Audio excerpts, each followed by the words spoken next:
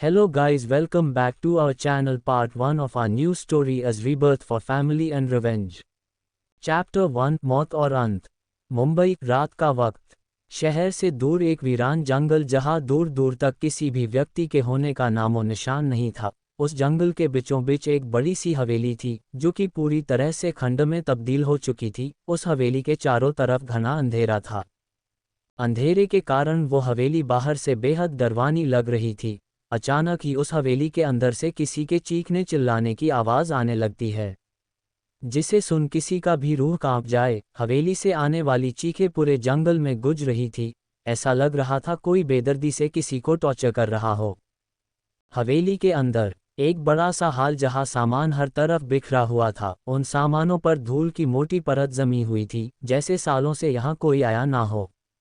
Hall के बीचों बीच एक टूटी हुई बल्ब जल रही थी, जिसमें से पीली रोशनी निकलकर उस अंधेरी हॉल को रोशन कर रही थी। अचानक ही चीखने चिल्लाने की आवाज़ आना बंद हो जाती है। वहाँ चारों तरफ एक सन्नाटा सा फैल जाता है, पर उस सन्नाटे को चिरते हुए दो शख्स के हील्स की टक टक की आवाज़ सीढ़ियों से आने लगती है। वो दोनों शख्स आपस में हंस हंस कर बातें कर रही थी। पहली शख्स, जो दिखने में 22-23 साल की लड़की लग रही थी, उसने एक शॉर्ट ड्रेस पहन रखी थी जो उसके बदन को काफ़ी मुश्किल से ढक रही थी। उसके चेहरे पर मेकअप की एक मोटी लेयर थी। वो लड़की खुशी और जलन के मिले जुले भावना के साथ कहती है, आज तो मज़ा ही आ गया। उस भी तारानकंचा की वजह से लोग मुझे नोटिस नहीं करते थे, पर जिस आवाज़ की वजह से लोग उसके आगे पीछे घूमते थे, आज मैंने उसकी उसी आवाज़ को छीन लिया। इतना बोल वो पागलों की तरह हंसने लगती है। वो अभी बिल्कुल किसी साइको की तरह लग रही थी। वही उसकी बगल में खड़ी शख्स, जो दिखने में 45-50 साल की औरत लग रही थी, वो उस लड़की की बात सुन बोलती है, अभी इतना खुश होने की ज़रूरत नहीं है। अभी तो हमें इसके पति और उस चूजे को भी ठिकाने लगाना है, नहीं तो वो दोनों आगे चलकर हमारे लिए गले का फंदा भी बन सकते हैं। उस औरत की बात सुन वो लड़की कहती है, डोंट वरी मोम, उन दोनों को ऋषि संभाल लेगा, हमें तो सिर्फ इस बी तारानकंचा को देखना है। इतना बोल उसके चेहरे पर एक जहरीली मुस्कान आ जाती है। वो दोनों अभी बातें कर ही रही थी, तभी उस लड़की के मोबाइल पर किसी का कॉल आता है। कॉल की रिंग सुन वो लड़की जल्दी से कॉल पिक करती है। वो लड़की जैसे ही कुछ कहने वाली होती है, तभी सामने से कुछ कहा जाता है, जिसे सुन वो लड़की डेविल स्माइल करते हुए बोलती है, ओके, हम उसे लेके पहुंच जाएंगे।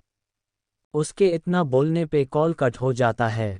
वो औरत, जो कब से अपनी बेटी को फ़ोन पे बात करते हुए सुन रही थी, वो उस लड़की से बोलती, रिया किसका कॉल था? रिया अपनी मोम की बात सुन खुशी से उछलते हुए उनके गले लग बोलती है, मोम, ऋषि का कॉल था। उसने कहा है प्रॉपर्टी हमारे नाम हो गई है, अब हमें इस भी तारानकंचा को झेलने की ज़रूरत नहीं है, बस हमें उसे लेके हवेलों के पीछे जाना है। रिया की बात सुन वो औरत भी खुश हो जाती है। वो उसके बाल सहलाते हुए बोलती है, तो देर किस बात की है, चलो उसे लेके चलते हैं, फाइनली अब हमें उससे परमानेंटली छुटकारा मिल जाएगा। इतना बोल वो दोनों सीढ़ियों से अपने हील्स की टक टक करते हुए ऊपर जाने लगती है। रिया और वो औरत अभी एक कमरे के बाहर खड़ी थी। उस कमरे के दरवाजे पे एक बड़ा सा ताला लगा हुआ था, जिसे वो औरत खोल रही थी। ताले के खुलते ही वो औरत उस रूम का दरवाज़ा भी खोल देती है। दरवाज़ा खुलते ही उस रूम में घना अंधेरा देखने को मिलता है। तभी रिया आगे बढ़कर पास ही के दीवार पे लगे स्विच को ऑन करती है। स्विच ऑन होते ही उस रूम के बीचों बीच लगा बल्ब जलने लगता है, जिससे उस पूरे रूम में रोशनी होने लगती है। रूम के अंदर वो रूम पूरी तरह से खाली था, वहाँ एक भी सामान नहीं था, पर फिर भी वो रूम बेहद ही डरावनी लग रही थी, क्योंकि उस रूम के फर्श, जमीन पर जगह जगह खून के धब्बे थे, जो कुछ पुराने सूख चुके थे तो कुछ अभी के ताज़े थे। उस रूम की ऐसी हालत अगर कोई साधारण इंसान देख लेता तो उसका दिल दहल जाता, पर रिया और उस औरत को इससे कोई फर्क नहीं पड़ता है। वो दोनों अपने हील्स की टक टक करते हुए उन खून के धब्बों के ऊपर से चलते हुए उस रूम में आ जाती है। जब वो दोनों उस रूम में आ जाती है तो उन्हें कोने में एक लड़की दिखती है, जो कि बेहोश थी। उसकी हालत इस वक्त बहुत ख़राब थी। उस लड़की के कपड़े जगह जगह से फटे हुए थे, उसके पूरे शरीर पर चोटों के निशान थे। वो चोटों के निशान कुछ पुराने सूख चुके थे तो कुछ ताज़े, जिसमें से खून अभी भी रिस रहा था। उसके होठों के किनारे भी खून लगा हुआ था। जो कि ताज़ा था, पर इतनी खराब हालत में भी वो लड़की गजब की खूबसूरत लग रही थी। उसके चेहरे पर मासूमियत अभी भी कायम थी, जिसे देख रिया को तेज जलन का एहसास होता है, साथ ही उसे बेहद गुस्सा भी आता है। वो उस लड़की के पास जाकर उसके हाथ पर अपने हील्स को रखकर अपने पैरों को गोल गोल घूमते हुए उसके हाथ को जख्मी करने लगती है। वही ये सब होते हुए वो औरत यानी कि रिया की माँ आराम से देख रही थी। उनके चेहरे पर अभी कोई एक्सप्रेशन नहीं थे। वही वो लड़की जो बेहोश थी, उसे बेहोशी में भी अपने हाथ में दर्द की एक तेज लहर उठते हुए महसूस होती है। वो अपने आंखें खोलने की कोशिश करती है, पर उसे अपने आंखों के सामने सब धुंधला दिखता है। वो उस दर्द को बर्दाश्त नहीं कर पा रही थी। वो चीखना चाहती थी, चिल्लाना चाहती थी, वो उस चीज़ को अपने हाथ से दूर धकेलना चाहती थी जो उसे दर्द दे रहा था। पर ना ही उसके शरीर में इतनी ताकत थी और ना ही उसके गले में आवाज़, क्योंकि रिया ने कुछ देर पहले ही उसके मुंह में गर्म सुलगते हुए कोयले को डाल दी थी, जिस कारण उसका पूरा मुंह जख्मी हो गया था। उस लड़की को इस बात का पूरा यकीन हो गया था कि अब वो कभी नहीं बोल पाएगी। उसके आंखों के कोने से आंसू बहने लगते हैं। वो बुरी तरह से चटपटाने लगती है, पर रिया को इससे कोई फर्क नहीं पड़ रहा था, बल्कि उसे तो उस लड़की को दर्द में देख एक खुशी सी मिल रही थी। रिया हंसते हुए उससे बोलती, डोंट वॉरी, आज की रात तुम्हारी आखिरी रात है। बहुत जल्द तुम्हें इस दर्द से और इस जिंदगी से छुटकारा मिल जाएगा। रिया की बात सुन वो लड़की कुछ कहना चाहती थी, पर कह नहीं सकती थी। वो अपने आंखें बंद कर अपने पति और बेटे को याद करने लगती है। उसकी जिंदगी में सिर्फ ये दो ऐसे थे जिन्होंने उससे निस्वार्थ प्यार किया, पर उसने उनसे हमेशा नफरत की। वो यही सोच ही रही थी कि तभी उसे अपने हाथ का दर्द बढ़ता हुआ महसूस होता है। उस लड़की के अंदर बिल्कुल भी ताकत नहीं थी, इसीलिए वो इतना दर्द बर्दाश्त नहीं कर पाती और फिर से बेहोश हो जाती है। उसे बेहोश होता देख रिया अपना पैर उसके हाथ पर से हटा देती है और ड्रामा करते हुए बोलती, अरे रे रे, इतने में ही बेहोश हो गई। उद्धरण चिन्ह। इतना बोल पागलों की तरह हंसने लगती है। उसकी हंसी काफी क्रीपी लग रही थी। वो अभी हंस ही रही थी, तभी वहां पर दो आदमी आ जाते हैं। वो दोनों दिखने में किसी रोड छाप गुंडों की तरह लग रहे थे। उनमें से एक उस लड़की को देखते हुए बोलता, बॉस ने हमें इस लड़की को लेके हवेली के पीछे आने को कहा है। उस आदमी की बात सुन रिया अपना सर हाँ में हिलाकर उस लड़की के पास से हट जाती है। रिया के हटते ही उस लड़की का चेहरा उन गुंडों को दिखने लगता है। वो दोनों जैसे ही उस लड़की को देखते हैं तो देखते ही रह जाते हैं। उनकी आंखों में हवस आ जाती है। ये देख रिया को बहुत तेज गुस्सा आता है। वो अपने मन में उस लड़की को कोसते हुए बोलती है, ये भी तारान कंच बेहोश होने के बावजूद भी लोगों को सेड्यूस कर रही है। इतना सोच वो गुस्से से चीखते हुए उन दोनों से कहती, अगर तुम दोनों का इसे निहारना हो गया है तो जो करने आए हो वो करो। उद्धरण चिन्ह। रिया की गुस्से भरी आवाज़ सुन वो दोनों अपने होश में आते हैं। वो जल्दी से रिया को सॉरी बोल उस लड़की की तरफ बढ़ जाते हैं। वही रिया अभी भी गुस्से से लंबी लंबी सांसें ले रही थी। रिया की ऐसी हालत देख उसकी माँ जल्दी से उसके पास जाकर उसकी पिठ सहलाते हुए उसे शांत करने लगती है। वही वो दोनों गुंडे उस लड़की को उठाकर हवेली के पीछे ले जाने लगते हैं। उन दोनों को जाते देख रिया और उसकी माँ भी उनके पीछे जाने लगती है। कुछ समय बाद हवेली के पीछे आसमान में घने बादल छाए हुए थे। हवा अपनी रफ्तार से तेज बह रही थी। पेड़ पौधे हवा की वजह से काफी तेज लहरा रहे थे। ऐसे तो वो मौसम काफी सुहावना था, पर उस जंगल अंधेरे में हद से ज्यादा डरावना लग रहा था। तभी किसी बच्चे के चिल्लाने की आवाज आने लगती है। वो बच्चा 5-6 साल का लग रहा था। उस बच्चे को दो गुंडों ने पकड़ रखा था। वो बच्चा चिल्लाते हुए बस एक ही बात बोले जा रहा था, मेरे मम्मा पापा को छोड़ दो, प्लीज उन्हें छोड़ दो। उद्धरण चिन्ह। वो लगातार चीखते हुए बस एक ही बात बोल रहा था, जिसे सुन उन गुंडों के लीडर को बहुत गुस्सा आता है। वो गुस्से से उस बच्चे पास जाकर उसके गाल पे एक थप्पड़ मार देता है। थप्पड़ इतना जोर का था कि उस बच्चे के होठों के किनारे से खून बहने लगता है। साथ ही उस गुंडे के उंगलियों के निशान उस बच्चे के गाल पे छप गए थे। उस बच्चे के आंखों से अंशु किसी झरने की तरह झरझर बहने लगते हैं। वो बच्चा अभी बेहद ही मासूम लग रहा था। उसे रोते देख किसी का भी दिल पिघल जाए, पर उस गुंडे को इससे कोई फर्क नहीं पड़ता है, बल्कि वो गुस्से से उस बच्चे पे चिल्लाते हुए बोलता, अब अगर तूने अपने मुंह से चुप ही निकला तो तुझे और तेरे माँ बाप तीनों को इसी जंगल में जंगली जानवरों को खाने के लिए दे देंगे। उद्धरण चिन्ह। उस गुंडे के ऐसे थप्पड़ मारने पर साथ ही चिल्लाने पर वो बच्चा बुरी तरह डर जाता है। वो अपना सर नीचे कर सुबकते हुए रोने लगता है। वही ये सब होते हुए दूर से कोई देख रही थी। उसकी आंखों में पछतावे और दुख के आंसू थे। ये और कोई नहीं, वही लड़की थी जिसे हवेली से लाया गया था। उस बच्चे को देख उसकी आंखों से आंसुओं की धारा बहने लगी थी। वो उस बच्चे को देखते हुए अपने मन में सोचती, ये मेरा बेटा है, मेरा आयु, मेरा बच्चा, जिसे मैंने आज तक पराया समझा, जिससे मैंने सिर्फ नफरत की, पर बदले में उसने मुझे सिर्फ प्यार ही किया। उद्धरण चिन्ह। वो अपने बेटे को पूरे 2 साल बाद देख रही थी। जब उस गुंडे ने आयु को थप्पड़ मारा था, तब उस लड़की का खून खोल गया। वो अपने मन में कहती है, जिस बच्चे से आज तक किसी ने ऊंची आवाज में बात तक नहीं की, आज उसकी वजह से उसे भी ये सब झेलना पड़ रहा था। ये सोच उसका मन गिल्ट से भर जाता है।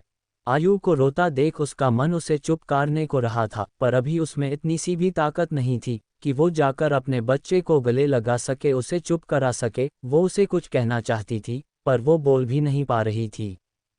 वो जमीन पे लेटे हुए उसे देख बस रोए जा रही थी। वो ये सब सोच ही रही थी, तभी वहां पे कुछ गुंडे एक आदमी को अधमरी हालत में ला रहे थे। उस आदमी का चेहरा नहीं दिख रहा क्योंकि उसका सर नीचे की तरफ झुका हुआ था, पर उसकी हालत बहुत खराब थी। उसके शरीर के हर हिस्से से खून बह रहा था। वो लड़की कन्फ्यूजन में उन सबको देखने लगती है। तभी वो गुंडे उसके पास ही उस आदमी को छोड़ देते हैं, जिससे वो आदमी धड़ाम की आवाज़ के साथ वहां गिर जाता है। ये देख वो लड़की बुरी तरह से डर जाती है और अपनी आंखें बंद कर लेती है। पर जैसे उसके कान में जानी पहचानी आवाज़ जाती है, वो झट से अपनी आंखें खोल के उस आदमी को देखने लगती है। वो जैसे ही उस आदमी को देखती है, उसका दिल धक से रह जाता है। वो अपने मन में एक ही वर्ड बोलती, आदि। उसका रोना अब और बढ़ जाता है, क्योंकि जिसे वो आदि के रही थी, वो उसका पति था, जिसे वो नफरत करती थी, पर वो हमेशा उससे प्यार करता था। आदि को 3 गोली लगी थी, साथ ही उसे पैरालिसिस का इंजेक्शन दिया गया था, जिस कारण उसके गर्दन के नीचे का शरीर पैरालाइज हो गया था। उसके हैंडसम फेस पे भी बहुत सारे चोटों के निशान थे, पर वो अब भी उठना ही हैंडसम लग रहा था। काव्या ये देख खुद को कोसने लगती है। तभी वहां पे एक कार आकर रुकती है और उसमें से एक लड़का बाहर आता है। उस लड़के ने 3 पीस सूट पहन रखा था। वो दिखने में भी बहुत हैंडसम लग रहा था। उस लड़के को देख वो लड़की नफरत से भर जाती है। तभी वो लड़का उसके पास आकर उसके बाल खींचते हुए उसे ऊपर उठाकर बोलता, काव्या डार्लिंग, तुम ऐसे क्यों मुझे देख रही हो? मैं तो तुम्हारा बेस्ट फ्रेंड ऋषि हूँ। उद्धरण चिन्ह। ऋषि की बात सुन काव्या नफरत से अपना मुंह फेर लेती है। उसके ऐसा करते ही ऋषि उसके बाल छोड़ देता है, जिससे काव्या खुद को संभाल नहीं पाती है और उसका सर जमीन से जा लगता है। काव्या के गिरते ही आदि और आयु जोर से चिल्लाते, काव्या मम्मा। उद्धरण चिन्ह। उनको चिल्लाते सुन ऋषि हंसते हुए बोलता है, आदित्य कपूर, बहुत बुरा लग रहा है। मेरी तुमसे कोई दुश्मनी नहीं है और ना ही तुम्हारे बेटे से। मेरी दुश्मनी तो इस काव्या माहेश्वरी से है। पर वो क्या है ना, अगर मैंने तुम दोनों को छोड़ दिया तो ये मेरे लिए बुरा साबित होगा। ऋषि की बात सुन काव्या का रोना बढ़ जाता है। उसे बहुत गिल्टी महसूस हो रहा था और ऊपर से उसकी किस्मत इतनी खराब थी कि वो आदित्य और आयु से माफ़ी भी नहीं सकती थी। वही आदित्य की सांसें भरी हो गई थी, साथ ही उसका काफ़ी खून भी बह गया था। पर फिर भी वो अपने सांसों को संभालते हुए गुस्से से चिल्लाते हुए ऋषि से कहता, आखिर काव्या ने क्या बिगड़ा है तुम्हारा, जो तुम उससे इतनी नफरत करते हो? उद्धरण चिन्ह। आदित्य की बात सुन ऋषि अपने हाथ में लिए गन के साथ खेलते हुए बोलता है, उसने मेरा दिल तोड़ा है। प्यार करता था उससे, अभी से नहीं बचपन से, पर उसे तुम्हारे सिवा कुछ दिखता ही नहीं था। काव्या ने बिना ये जाने मुझे कैसा लगेगा, वो तुमसे शादी कर ली और मेरी जिंदगी तबाह करके खुद हंसी खुशी नई जिंदगी जीने चली गई। तभी मैंने सोच लिया था, जैसे मैंने धोखा सहा महसूस किया, काव्या को भी महसूस कराऊंगा। इतना बोल पागलों की तरह हंसने लगा। वो अभी बिल्कुल किसी सरफिरे साइको की तरह बर्ताव कर रहा था, जो काफी डरा देने वाला था। वो अभी हंस ही रहा था, तभी वहां रिया और उसकी मां कामिनी आ जाती है। रिया ऋषि के पास जाकर उसे गले लगते हुए बोलती, पर बेबी, अब तो तुम मुझसे प्यार करते हो ना? रिया ने ऐसा इसलिए कहा था क्योंकि उसने ऋषि की सारी बात सुन ली थी और उसकी बात सुन उसे काव्या से और ज़्यादा जलन और नफरत होने लगती है। रिया की बात सुन ऋषि उसके लिप पे हल्के से किस करते हुए बोलता, ऑफ कोर्स डार्लिंग, मैं अब तुमसे ही प्यार करता हूँ। उद्धरण चिन्ह। ऋषि की बात सुन रिया मुस्कुराते हुए काव्या की तरफ देखते हुए बोलता है, दी तुम्हें पता आयु जिसे तुम अपने पति का नाजायज़ औलाद समझती हो वो असल में तुम्हारा ही बेटा है। रिया की बात सुन काव्या ना समझी में उसे देखती है, उसके एक्सप्रेशन देख ऋषि समझ जाता है कि वो क्या सोच रही थी। इसीलिए ऋषि बोलता, तुम्हें अपने दिमाग में जोर डालने की जरूरत नहीं है, मैं बता रहा हूँ। उद्धरण चिन्ह। इतना बोल वो अपने फेस पे एक बड़ी सी स्माइल लिए बोलता है, तुम्हें याद हॉस्पिटल में डॉक्टर्स ने क्या कहा था, तुम्हें लड़की हुई थी और वो मेरी हुई पैदा हुई थी। ये सच था पर आधा सच था। असल में तुमने दो बच्चों को जन्म दिया था, एक लड़की जिसे मैंने मार दिया और एक लड़का जो कि आयु था। इसीलिए डीएनए टेस्ट में रिजल्ट पॉजिटिव आया था। तुम्हारे पति ने तुम्हें कोई धोखा नहीं दिया था, बेचारा आदित्य कहता रहा पर तुमने उसकी एक नहीं सुनी और उससे दूरी बनाने के साथ उससे नफरत भी करने लगी। इतना बोल वो जोर जोर से हंसने लगता है। वही काव्या ये सुन बुरी तरह शॉक्ड हो गई थी, उसका दिमाग काम करना बंद कर दिया था। तभी रिया आदित्य के पास जाते हुए बोलती है, मेरे प्यारे जीजू, आपको पता आयु को हॉस्पिटल से किसने किडनैप किया और आपके घर के बाहर किसने छोड़ा? फिर खुद ही एक्टिंग करते हुए बोलती है, पर आपको कैसे पता होगा, चलो मैं ही बता देती हूँ, वो सब मैंने ही किया था और वो जो लेटर आयु के पास से मिला था वो भी मैंने ही लिखा था। इतना बोल वो हंसने लगती है। वही काव्या भी रिया की सारी बात सुन रही थी। तभी आदित्य के मुंह से खून आने लगता है। ये देख ऋषि और रिया हंसने लगते हैं। ऋषि हंसते हुए बोलता है, उपस मैंने तो तुम्हें बताया ही नहीं, उस इंजेक्शन से तुम सिर्फ पैरालाइज ही नहीं होंगे बल्कि मर भी जाओगे, क्योंकि उसमें जहर भी था। इतना बोल वो फिर से हंसने लगता है। आदित्य के मुंह से खून आता देख आयु और काव्या डर जाते हैं और रोने लगते हैं। वही आयु डैडी को देख रोते हुए चिल्ला के कहता है, आपने ऐसा क्यों किया, आपने मेरे डैडी को हर्ट क्यों किया, प्लीज़ उन्हें छोड़ दो। ये बोल वो रोने लगता है। वही ऋषि आयु की बात सुन हंसना बंद कर देता है और बिना उसकी तरफ देख एक गोली चला देता है। वो गोली सीधे आयु के माथे पे लगी थी, जिससे वो उसी वक्त दम तोड़ देता है। ये देख काव्या डर कर चिल्लाती है पर उसके गले से आवाज़ नहीं निकलती है। वो बुरी तरह रोने लगती है, उसकी वजह से इन लोगों ने आयु को मार डाला, ऊपर से आदि की भी हालत खराब है। वो अपनी पूरी ताकत लगाकर आयु के पास जाने की कोशिश करती है, पर वो अपने जगह से एक इंच हिल भी नहीं पाती। ये देख रिया उसे देखते हुए बोलती, अरे रे रे, लगता है आज ममता जाग ही गई। उद्धरण चिन्ह। उसकी बात सुन कामिनी रिया की माँ हंसते हुए बोलती, कोई नहीं, ऊपर जाकर अपने बच्चे को जी भरकर प्यार करना। उद्धरण चिन्ह। इतना बोल वो काव्या को दो गोली मार देती है। उसके गोली चलाते ही जोरों की बारिश होने लगती है। ये देख रिया बोलती, ऋषि जल्दी इनका काम खत्म करो, अगर बारिश तेज हो गई तो हम यहीं फंस जाएंगे। उद्धरण चिन्ह।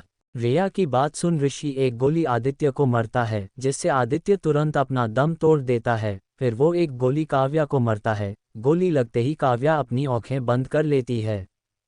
ये देख वो लोग वहां से निकल जाते हैं। अब वहां पे कोई नहीं था, सब जा चुके थे। तभी काव्या जो आंखें बंद की हुई थी वो अपनी आंखें खोलती है। उसकी आंखें अभी बिल्कुल लाल थी, ऐसा लग रहा था अभी ही उसके आंखें से खून आने लगेगा। उसके चेहरे पे बेहिसाब दर्द था। वो ऊपर आसमान के तरफ देखते हुए अपने मन में बोलती है, क्यों भगवान क्यों, क्या किसी पे भरोसा करना गलत है? मेरे बच्चे, मेरे पति ने ऐसी कौन सी गलती कर दी जिसकी सजा अपने उन्हें मौत देके दी? गलती तो मैंने की थी ना, तो सजा भी मुझे देना चाहिए था, उन्हें क्यों दी? इतना बोल वो जोर जोर से रोने लगती है।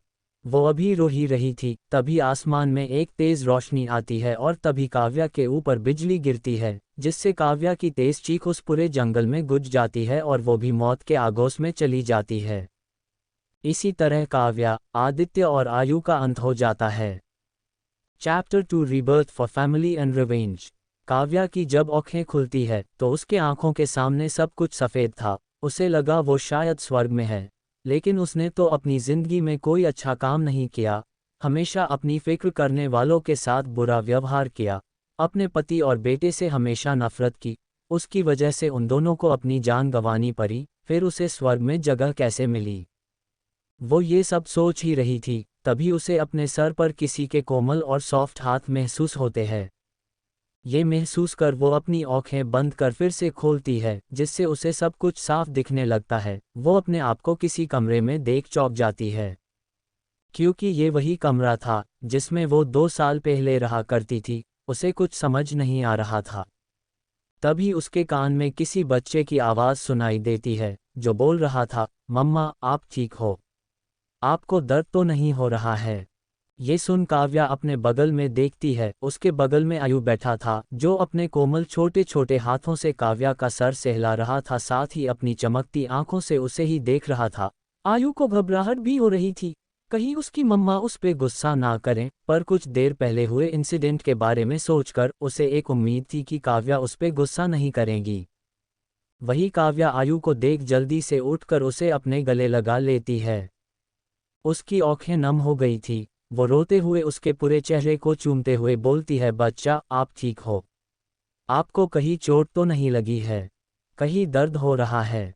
मम्मा को बताओ। काव्या ऐसा इसलिए बोल रही थी क्योंकि अभी भी उसके दिमाग में वही सब चल था।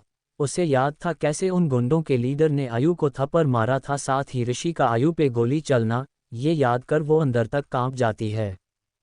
काव्या की बात सुन आयु खुश हो जाता है क्योंकि उसकी मम्मा उसकी फिक्र कर रही थी। वो बड़ी सी स्माइल करते हुए बोलता है, मम्मा मैं बिल्कुल ठीक हूँ, आपने मुझे चोट लगने ही नहीं दिया। आप सुपरवीमेन की तरह आके मुझे बचा लिया, पर मेरी वजह से आपको चोट लग गई।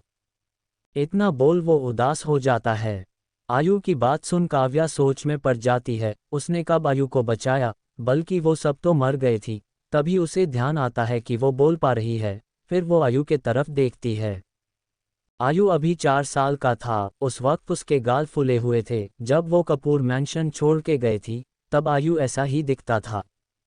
ये देख उसकी आंखें हैरानी से बड़ी हो जाती है। वो अपना चेहरा छू के देखने लगती है तो उसकी स्किन बहुत सॉफ्ट होती है, बिल्कुल पहले की तरह जैसा कपूर मैंशन छोड़ने से पहले था। तभी उसका हाथ उसके माथे को छू जाता था, जिससे उसे थोड़ा दर्द होता है। वहाँ पट्टी बंधी हुई थी।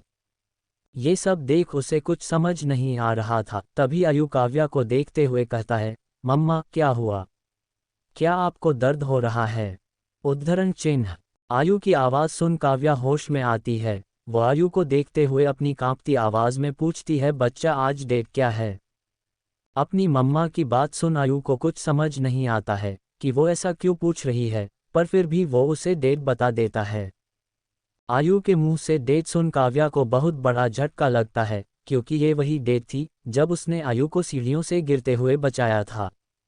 आज से 3 महीने बाद जब आयु का बर्थडे था, तब काव्या ने घर में बहुत बड़ा बखेड़ा खड़ा कर दिया था और उसी दिन वो घर छोड़कर चली गई थी। तभी से शुरू हुई थी उसके बर्बादी के दिन। उस दिन के बाद उसने सिर्फ अपने आप को कोसा था, आखिर क्यों उसने अपने परिवार, अपने पति और अपने बेटे को छोड़ा। तभी उसके दिमाग में कुछ क्लिक होता है। वो अपने मन में सोचती है, तो क्या उसका फिर से जन्म हुआ है? हाँ, ऐसा हो सकता है, क्योंकि काव्या ने बहुत सारी रिबर्थ नॉवेल्स पढ़ रखी थी और ये सब कुछ वैसा है जैसे पहले हुआ था। आयु के सवाल भी वही थे। ये सब सोच उसके आंखों में आंसू आ जाते हैं। वो अपने मन में सोचती है, अगर सच में भगवान ने उसे एक मौका दिया है, तो वो इस मौके का अच्छे से इस्तेमाल करेंगी, अपनी फैमिली को ढेर सारा प्यार करेंगी, कभी उनसे अलग नहीं होंगी और अपने दुश्मनों को सबक भी सिखाएगी। वही आयु जब काव्या को रोते हुए देखता है तो उसके आंखों में भी आंसू आ जाते हैं। उसे ये देख बिल्कुल भी अच्छा नहीं लगता है कि उसकी मम्मा रो रही है। वो उसके आंसू पोंछने लगता है। काव्या को जब अपने गालों पर किसी के सॉफ्ट हाथ महसूस होते हैं तो उसे होश आता है। वो अपनी नज़रें नीचे कर देखती है तो आयु रोते हुए काव्या के आंसू पोंछ रहा था। आयु काव्या की नज़र खुद पे महसूस कर घबरा जाता है और जल्दी से अपना हाथ उसके चेहरे से हटा लेता है। आयु अपनी नज़रें नीचे किए हुए बोलता है, आप मेरे यहाँ होने की वजह से रो रहे हो, तो प्लीज़ आप मत रो, मैं यहाँ से चला जाऊँगा। आयु की बात सुन काव्या को अपने अंदर कुछ टूटता सा महसूस होता है, पर आयु के चले जाने की बात सुन काव्या गलत समझ लेती है। वो घबरा कर उसे कसकर अपनी बाहों में जकड़ लेती है और उसी तरह उसे डांटते हुए बोलती है, आयु आज आपने बोल दिया सो बोल दिया, पर आइंदा से ऐसा कभी मत बोलना। अगर आप मुझे छोड़कर चले गए तो आपने सोचा है आपकी मम्मा का क्या होगा, वो आपके बिना मर जाएगी। इतना बोलते बोलते उसकी आंखों में आंसू आ जाते हैं। काव्या की बात सुन आयु के भी आंखों में आंसू आ जाते हैं। वो उसके गले में अपनी बाहें डालते हुए बोलता है, मम्मा प्लीज़ आप रो मत, मुझे आपकी आंखों में आंसू बिल्कुल भी अच्छे नहीं लगते हैं। आयु की बात सुन काव्या का दिल पिघल जाता है। वो उसे खुद से अलग कर उसके दोनों हाथों पे किस करते हुए बोलती है, मेरा प्यारा बच्चा, ठीक है अब मम्मा नहीं रोएगी। इतना बोल वो पहले खुद के आंसू पोंछती है, फिर वो आयु के आंसू पोंछती है। रोने के कारण और अपनी पिछली लाइफ के बारे में सोचकर काव्या को अपने सर में बहुत दर्द हो रहा था, साथ ही दवाइयों का असर होने के कारण उसकी आंखें भारी हो रही थी। इसीलिए वो आयु को गले लगाते हुए बोलती है, बच्चा मुझे नींद आ रही है, अगर आप मेरे साथ सोना चाहते हो तो सो सकते हो, नहीं तो आप यहाँ खेल भी सकते हो। काव्या की बात सुन आयु खुश हो जाता है। वो काव्या के गाल पे किस करते हुए बोलता है, नो मम्मा मुझे खेलना नहीं है, मैं भी आपके साथ सोता हूँ। आयु की बात सुन काव्या बेड पे लेट जाती है और आयु को अपने ऊपर लिटाकर उसका सर सहलाने लगती है। आयु भी काव्या से किसी बंदर के बच्चे की तरह चिपक कर सो जाता है। काव्या आयु की पीठ थपथपा रही थी, जिससे उसे जल्दी ही नींद आ जाती है। काव्या अपने मन में सोचने लगती है, पिछली बार ऐसा कुछ नहीं हुआ, पिछली बार सब कुछ अलग था। इतना सोच वो पुरानी यादों में खो जाती है। फ्लैशबैक। कपूर मैंशन। आज रविवार का दिन था, इसीलिए काव्या देर तक सो रही थी। उसकी आंख 11 बजे खुलती है। वो आलस से टाइम देख बाथरूम में फ्रेश होने चली जाती है। वो शावर लेने के बाद क्लोजेट में जाकर एक अलाइन ड्रेस पहन लेती है। फिर रूम में आने के बाद वो अपने बालों को हेयर ड्रायर से अपने बाल सुखाकर अपने होठों पर लिप ग्लॉस लगा लेती है। काव्या इतने में ही बाला की खूबसूरत लगने लगी थी। उसके लंबे काले बाल कमर तक आ रहे थे। उसकी गोरी स्किन शावर की वजह से हल्की लाल हो रखी थी। काव्या तैयार होकर अपने रूम से निकल लंच करने चली जाती है, क्योंकि उसको बहुत जोरों की भूख लगी थी। उसने पहले ही दिन का ब्रेकफास्ट स्किप कर दिया था। काव्या के साथ आयु भी अपना लंच कर रहा था। आदित्य वहां नहीं था, क्योंकि उसकी बहुत इंपॉर्टेंट मीटिंग थी। काव्या और आयु चुपचाप अपना लंच कर रहे थे। काव्या आयु से बात नहीं किया करती थी, वो अक्सर उसे इग्नोर ही किया करती थी, इसीलिए डाइनिंग टेबल पे भी उसने उसे इग्नोर किया। आयु भी ये समझता था, इसीलिए वो भी उसे कुछ नहीं बोलता था। वो अपनी मम्मा को और नाराज़ नहीं करना चाहता था, इसीलिए वो जैसा चाहती आयु वैसा ही करता था। दोनों अपना अपना खाना फिनिश कर लेते हैं। आयु अपने चेयर से उठ सीढ़ियों से अपने कमरे के तरफ जाने लगता है। काव्या एक नज़र उसे देखकर वो भी उसके पीछे ही जाने लगती है, क्योंकि उसका कमरा भी ऊपर ही था। आयु काव्या से 2 सीढ़ी ऊपर था। वो काफ़ी जल्दबाजी में सीढ़ियाँ चढ़ रहा था, जिस कारण वो सीढ़ियों के ऊपर बिछे मेट में उलझ जाता है और उसका बैलेंस बिगड़ जाता है, जिस कारण वो गिरने लगता है। आयु डर कर चिल्लाता है, मम्मा। आयु को गिरता देख काव्या जो उसके पीछे थी वो बहुत घबरा जाती है। वो जल्दी से आयु को पकड़ती है, पर आयु को पकड़ने के चक्कर में उसका भी बैलेंस बिगड़ जाता है। ये देख वो जल्दी से आयु को अपने सीने में छिपा लेती है, जिससे आयु को ज़्यादा चोट ना लगे। वो दोनों ही रोल होते हुए सीढ़ियों से गिरने लगते हैं। गिरते वक्त काव्या की भी चीख निकल जाती है, जिसे सुन घर के सारे सर्वेंट वहां इकट्ठा हो जाते हैं। पर तब तक बहुत देर हो गई थी। काव्या आयु को लिए हुए नीचे गिरी हुई थी। ये देख सारे सर्वेंट घबरा जाते हैं। तभी कपूर मैंशन का बटलर वहां आता है। वो जल्दी से जाके काव्या और आयु को देखने लगता है। वो चिल्लाते हुए दूसरे सर्वेंट को कहता है, जल्दी बॉस को कॉल कर उन्हें इन्फॉर्म करो और कुछ मेरी हेल्प करो इन्हें उठाने में। काव्या जिसके सर से खून बह रहा था, वो तो कब की बेहोश हो गई थी, और वही आयु वो बेचारा इतना डर गया था कि वो काव्या को छोड़ ही नहीं रहा था। वो बटलर आयु को जैसे तैसे करके काव्या से अलग करता है और उसे पूरी तरह चेक करता है, तो आयु बिल्कुल ठीक था, वो बस थोड़ा डर गया था। बटलर उन दूसरे सर्वेंट को चिल्लाते हुए कहता है, देख क्या रही हो, जल्दी मैडम को उठाकर उनके रूम में ले चलो। उनके ये बोलने पर कुछ सर्वेंट काव्या को उठाकर उसे उसके रूम में ले जाते हैं। तभी एक सर्वेंट आके उस बटलर से कहता है, काका मैंने डॉक्टर और बॉस दोनों को ही कॉल कर दिया है। उसकी बात सुन वो बटलर अपना सर हाँ में हिला देता है, फिर आयु को गोद में उठाकर काव्या के रूम के तरफ बढ़ जाता है, क्योंकि आयु बहुत रो रहा था और काव्या के पास जाने की जिद कर रहा था। कुछ वक्त बाद आदित्य कपूर मैंशन आ गया था। वो अभी काव्या के रूम में ही था। डॉक्टर काव्या को चेक कर रहे थे, वही आयु अभी काव्या के बगल में बैठा था। वो पहले बहुत रो रहा था कि उसकी वजह से काव्या को चोट लगी, अब उसकी मम्मा उसे कभी पसंद नहीं करेंगी, पर आदित्य उसे समझाते हुए ये कह देता है कि उसकी मम्मा उससे बहुत प्यार करती हैं, तभी तो उसे सुपरवीमेन की तरह बचा ली। आदित्य की ये बात सुन आयु शांत हो जाता है और प्यार से काव्या का सर सहलाने लगता है। डॉक्टर काव्या का चेकअप कर आदित्य को जैसे ही काव्या की कंडीशन बताने वाला था, तभी आदित्य इशारों से उसे मना कर देता है, क्योंकि वो नहीं चाहता था डॉक्टर आयु के सामने कुछ ऐसा कह दे जिससे वो फिर से रोने लगे।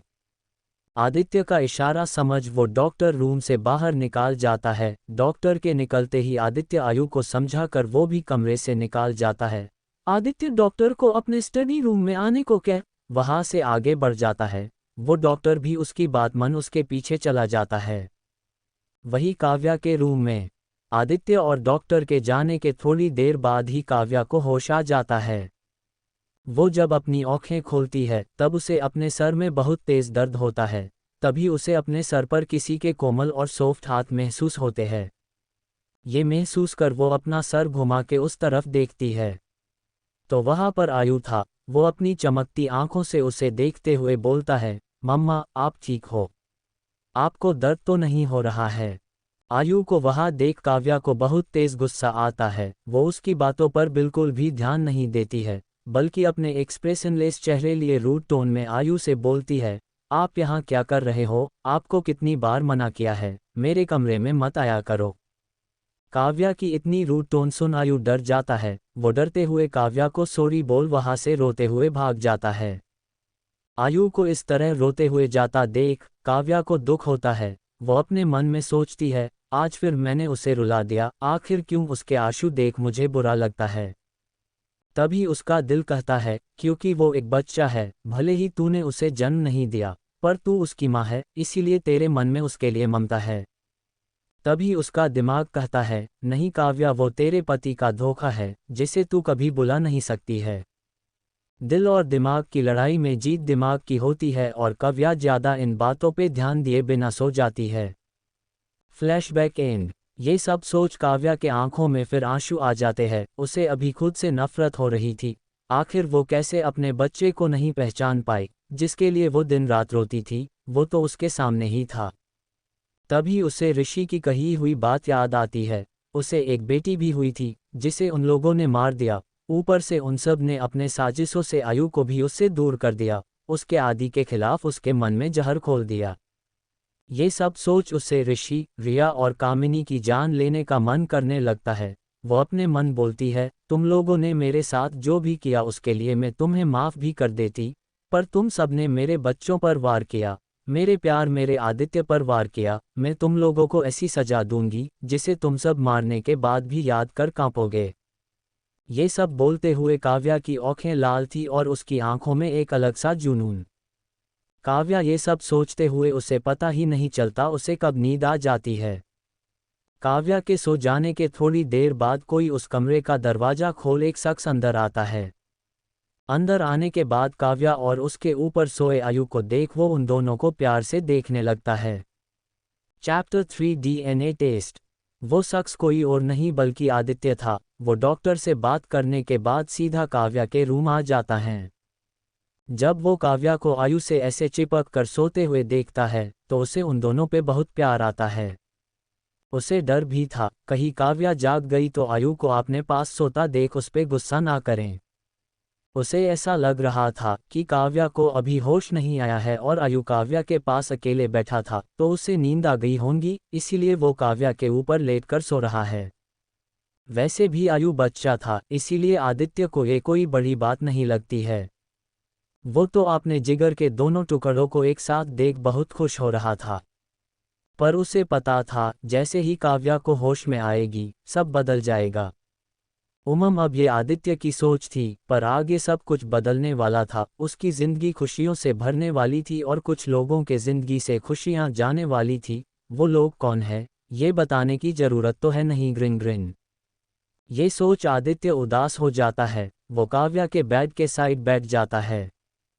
काव्या और आयु दोनों के ही चेहरे पे एक सुकून था, जिसे देख आदित्य को बहुत अच्छा लगता है। उसे पता था काव्या आयु से उतनी भी नफरत नहीं करती जितना वो दिखाती है, क्योंकि वो अक्सर किसी के नज़रों में आए बिना कुछ ऐसा कर देती थी जिससे उसका आयु के लिए प्यार दिख जाता था। पर यह सब आदित्य के नज़रों से बच नहीं पाता था। यही वजह थी कि आदित्य के पास एक उम्मीद थी, जिससे वो ये मानता था काव्या एक ना एक दिन आयु को अपना लेगी और उससे भी पहले की तरह ही प्यार करेंगी। जब उसे काव्या के प्रेग्नेंट होने की बात पता चली थी, तब वो दोनों बहुत खुश हुए थे। कई सारे सपने सजाए थे आपने बच्चे के लिए। पर जब काव्या की डिलीवरी हुई, तब उसने एक मरी हुई बेटी को जन्म दिया था। ये जानकर दोनों बहुत टूट गई थे। काव्या के डिलीवरी के 3 दिन बाद ही किसी ने आयु को बास्केट में एक लेटर के साथ उसके घर के बाहर छोड़ दिया था, ये कहकर कि वो उसका खून है। आदित्य को उस लेटर पे विश्वास नहीं होता है, पर आयु उस वक्त बहुत छोटा था, वो उसे कहीं भेज नहीं सकता था। इसीलिए जब तक सच का पता ना चल जाए, आदित्य आयु को अपने पास ही रख लेता है। ऊपर से काव्या अभी हॉस्पिटल में थी, वो अभी बहुत इमोशनली वीक थी। ये सोचकर वो काव्या को कुछ नहीं बताता है, पर अचानक ही काव्या को किसी के द्वारा पता चल जाता है। काव्या को ऐसा लगता है उसके आदी ने उसे धोखा दिया है, इसीलिए वो बिना किसी को कुछ बताए सीधा कपूर मैंशन आ जाती है। जब वो कपूर मैंशन आती है, तब आदित्य को किसी बच्चे के साथ देख वो टूट जाती है। वो उससे खूब लड़ाई करती है, पर आदित्य के बहुत समझाने पर कि उसका किसी के साथ कोई रिश्ता नहीं है, ये वो साबित कर देगा उस बच्चे के साथ डीएनए टेस्ट कर। आदित्य की बात सुन काव्या मान जाती है, पर जब डीएनए टेस्ट होता है तो उसका रिजल्ट पॉजिटिव आता है। ये देख आदित्य को बहुत बड़ा झटका लगता है। उसे तब भी यकीन नहीं हो रहा होता है, इसीलिए वो वर्ल्ड के टॉप 10 डॉक्टर्स की टीम से डीएनए टेस्ट करवाता है, पर वहाँ भी सेम रिजल्ट आता है। आदित्य कई बार डीएनए टेस्ट करवाता है, पर हर बार सेम ही रिजल्ट आता है। ये देख वो इस सच को अपना लेता है। पर जब काव्या को इस बात का पता चलता है, तो वो टूट जाती है। वो 2 दिन ले लिए खुद को कमरे में बंद कर लेती है। आदित्य उसे मनाने की बहुत कोशिश करता है, पर वो नहीं मानती। ये देख आदित्य उसे थोड़ा स्पेस देता है, जिससे वो सब एक्सेप्ट कर सके। उसे भी काव्या की स्थिति समझ आ रही थी, पहले खुद का बच्चा खोना, फिर उसे ऐसा लग रहा है कि उसने उसे धोखा दिया, फिर आयु, ये सब एक साथ समझने के लिए उसे वक्त लगने वाला था। फिलहाल वो अपने सारे सोर्स ये पता लगाने में लगा देता है कि आयु को उसके घर के बाहर किसने छोड़ा, पर उसके हाथ कुछ नहीं लगता है। वक्त के साथ काव्या उससे दूर हो जाती है, उसकी अक्सर लड़ाई हुआ करती है, पर फिर भी वो खुश था क्योंकि कम से कम उसकी काव्या उसके पास है। जब उसे सर्वेंट ने कॉल पे ये बताया था कि काव्या और आयु दोनों सीढ़ियों से गिर गए हैं, ये जानकर उसकी सांस ही रुक गई थी। जब आयु आया था तब उससे उसे उतना लगाव नहीं था, पर समय के वो भी उसकी जीने की वजह बन गया था। अगर काव्या उसका दिल थी, तो आयु उस दिल की धड़कन। किसी एक के भी ना रहने पर वो जिंदा नहीं रहता। ये सब सोचते हुए ही वो एक लंबी सांस लेता है और अपने बगल में सो रहे अपने अनमोल रत्नों को देखते हुए थोड़ा झुककर दोनों के माथे को अपने होंठ से चुम लेता है। वो नहीं चाहता था जब काव्या को होश आए तो वो आयु पे गुस्सा करें, इसीलिए वो धीरे से आयु को उससे अलग करने लगता है, ताकि आयु को उसके कमरे में सुला सके। पर काव्या नींद में ही कुछ कहती है, जिससे सुन आदित्य की आंखें हैरानी से बड़ी हो जाती है। उसके हाथ अपने जगह पे ही रुक जाते हैं और वो एकटक काव्या के चेहरे को देखने लगता है। चैप्टर 4 आदित्य और आयु की नोक-झोंक। आदित्य आयु को काव्या से अलग करने की कोशिश करता है, पर आयु की पकड़ काव्या पर बहुत कशी हुई थी, जिस वजह से आदित्य ज्यादा ताकत लगाते हुए आयु को काव्या के ऊपर से हटाने की कोशिश करने लगता है। पर काव्या जो कुछ देर पहले ही सोई थी, उसकी नींद थोड़ी कच्ची थी। उसे नींद में ऐसा लगता है कि आयु हिल-डुल रहा है, इसीलिए वो वैसे ही नींद भरी आवाज में बोलती है, बच्चा सो जाओ, मम्मा को परेशान मत करो। इतना बोल वो आयु की पिठ थपथपाने लगती है। वही आदित्य काव्या के मुंह से ये सारी बातें सुन बहुत हैरान था, उसे समझ ही नहीं आ रहा था उसने अभी अभी जो सुन वो सच था या उसका कोई भ्रम। पर जब आदित्य की नज़र काव्या के हाथ पर जाती है, जिससे वो आयु की पीठ थपथपा रही थी, ये देख आदित्य को यकीन हो जाता है ये उसका कोई भ्रम नहीं है। ये जानकर कि ये उसका भ्रम नहीं है, उसके चेहरे पर चमक आ जाती है, पर फिर कुछ सोचकर वो चमक चली भी जाती है। आदित्य अपने मन में सोचता है, शायद दवाइयों के असर के वजह से काव्या ने ऐसा कहा हो, जब वो होश में आएगी तब सब बदल जाएगा। ये सोच वो उदास हो जाता है, पर अब वो आयु को काव्या से अलग नहीं करता है। वो कुछ देर तक वहीं बैठे उन दोनों को निहारने के बाद वहां से उठकर फिर अपने स्टडी रूम में चला जाता है। आदित्य अपना ज़्यादातर वक्त स्टडी रूम में ही बिताता था। जब से काव्या और उसके बीच दूरी आई थी, तब से ही वो अपना ज़्यादातर समय काम करने में ही बिता देता था। रात का समय, आयु की जब नींद खुलती है तो वो खुद को काव्या के ऊपर सोया हुआ देखता है। ये देख उसके फेस पे एक स्माइल आ जाती है। वो काव्या के दोनों गलों पर किस करता है, फिर उसे हिलाते हुए बोलता है, मम्मा उठो, रात हो गई है। आयु के हिलाने पर काव्या की नींद खुल जाती है। काव्या आयु को देख मुस्कुराते हुए बोलती है, गुड मॉर्निंग बच्चा। काव्या की गुड मॉर्निंग सुन आयु अपने गालों को फुलाते हुए बोलता है, ओफो मम्मा, अभी गुड मॉर्निंग नहीं गुड नाइट है। ये सब बोलते हुए आयु बहुत क्यूट लग रहा था। आयु ये सब बोल खिड़की की तरफ इशारा करता है। ये देख काव्या प्यार से उसके गाल खींचते हुए बोलती है, आई नो बच्चा, पर जब हम उठते हैं तो गुड मॉर्निंग बोलते हैं, इसीलिए मम्मा के मुंह से भी निकल गया। काव्या की बात सुन आयु अपना सर हाँ में हिला देता है। काव्या अपने बेड से उठकर आयु से बोलती है, रात हो गई है, आपको भूख भी लगी होगी, चलो मैं आपको फ्रेश करवा देती हूँ, उसके बाद हम नीचे चलेंगे। काव्या की बात सुन आयु बोलता है, ओके मम्मा। काव्या पहले आयु को फ्रेश करवा कर आयु से बोलती है, बच्चा आप नीचे जाओ, तब तक मम्मा शावर लेके आती हूँ। काव्या ऐसा इसलिए बोल रही थी क्योंकि सर पे चोट लगने के वजह से उसका मन बहुत भारी हो रहा था, इसीलिए वो थोड़ा रिलैक्स होना चाहती थी। भला आयु कभी अपनी मम्मा की बात नहीं मानता, ऐसा हो ही नहीं सकता, इसीलिए काव्या के बोलने पर आयु उसकी बात मान जाता है। आयु को अपनी सब बात मानते देख काव्या उसके दोनों गलों पर किस करते हुए बोलती है, आप तो बहुत समझदार हो। काव्या के ऐसे किस करने पर आयु शर्मा जाता है, पर काव्या के मुंह से आपने लिए तारीफ सुन उसके फेस पर एक बड़ी सी स्माइल आती है। वही काव्या आयु को शर्माता देख हंस देती है।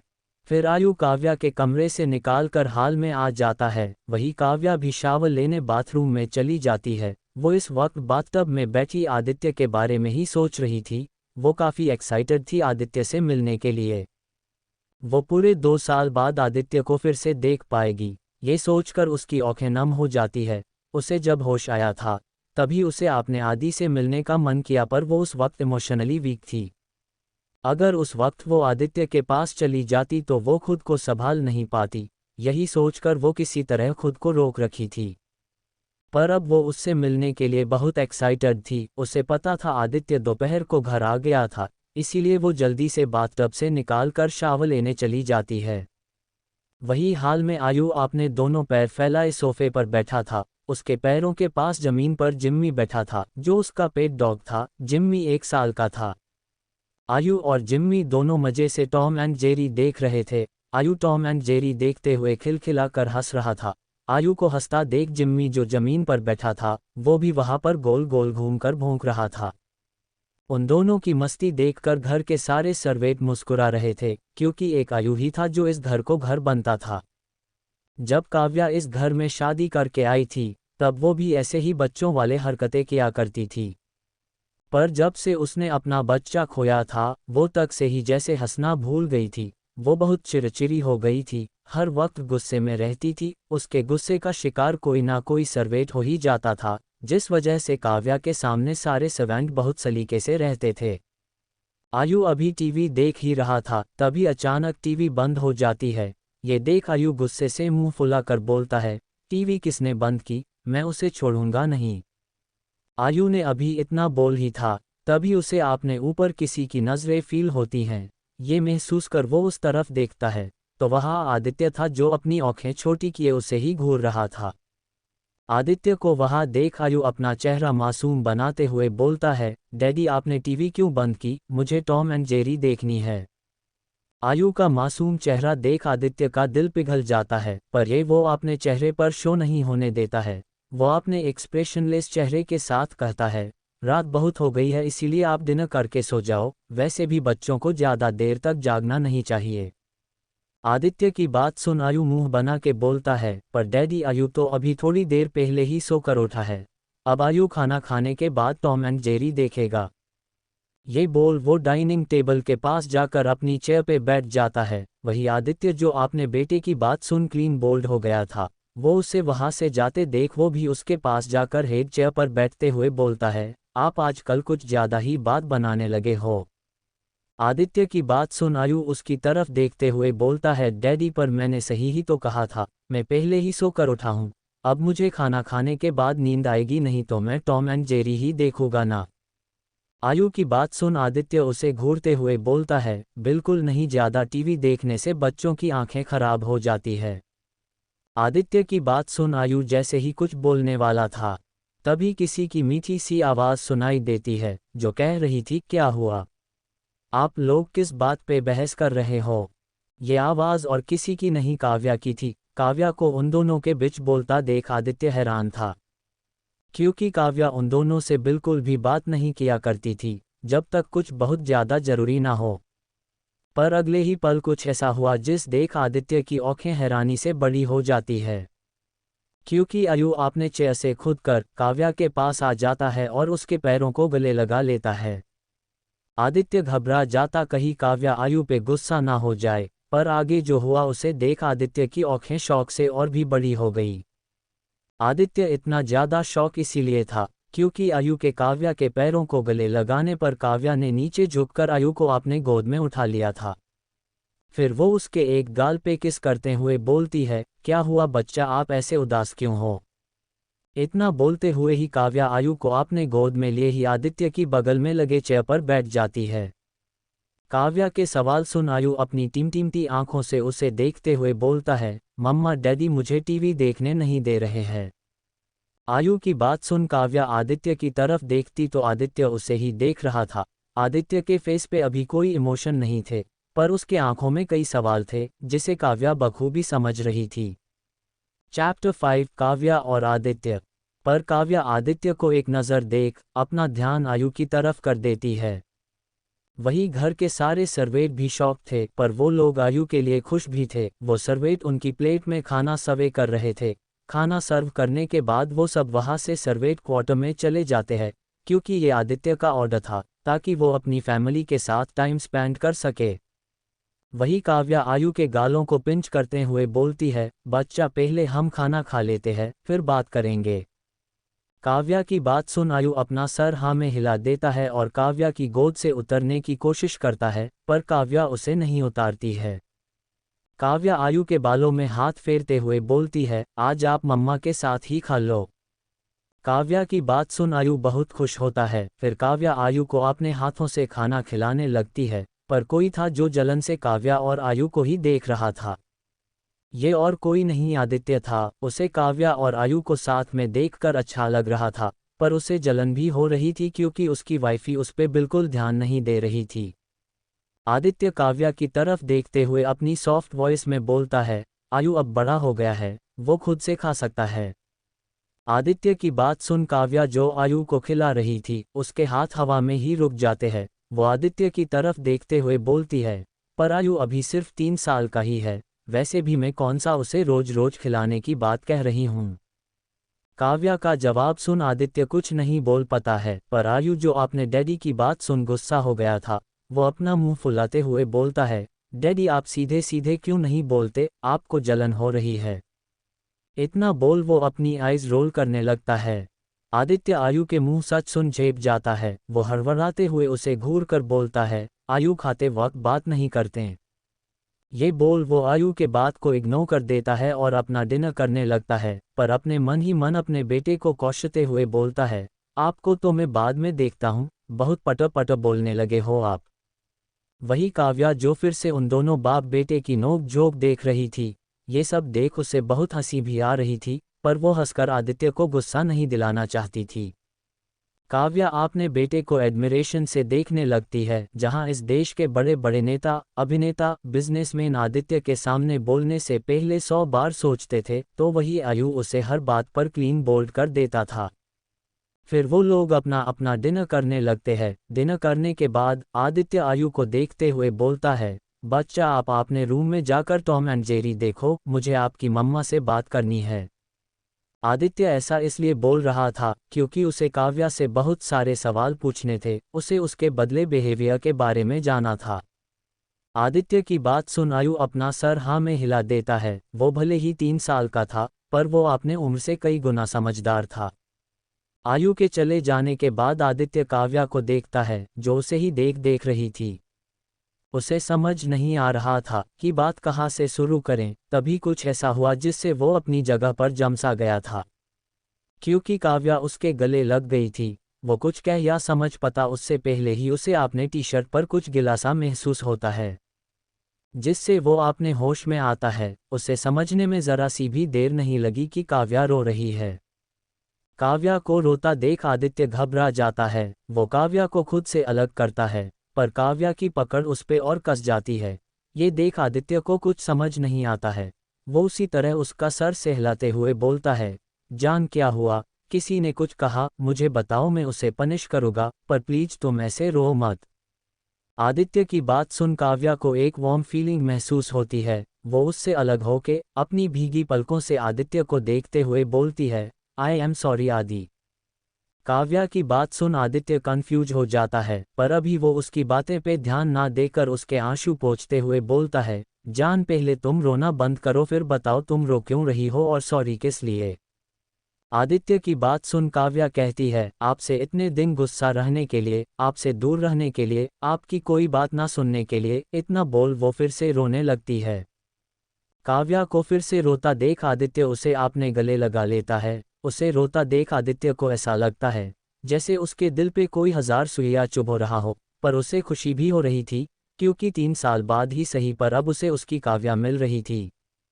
वही काव्या का सफ़र तो उससे भी लंबा था। वो पूरे 5 साल बाद अपने आदि को गले लगा रही थी। भले ही वो आदित्य से गुस्सा थी, उसे आयु पसंद नहीं था, पर काव्या ने कभी ये नहीं सोचा था कि वो आदित्य से अलग हो जाएगी। पर आयु के बर्थडे के दिन कुछ ऐसा हुआ जिससे काव्या बिना कुछ कहे घर से चली गई थी, जिसके बाद उसका किडनैप हो गया। आयु के बर्थडे के दिन क्या हुआ, वो फिलहाल के लिए सस्पेंस है, जो आपको आगे पता चलेगा। ये बात आदित्य भी जानता था कि भले ही काव्या गुस्सा है, पर वो उससे नफरत नहीं करती। उसके दिल के किसी कोने में आज भी उसके लिए प्यार है।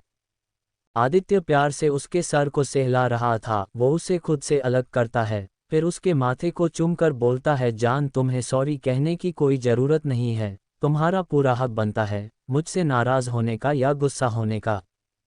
काव्या अब तक चुप हो गई थी। वो आदित्य की आंखों में देखते हुए बोलती है, क्या हम पहले की तरह नहीं रह सकते? मुझे अपनी फैमिली पूरी चाहिए।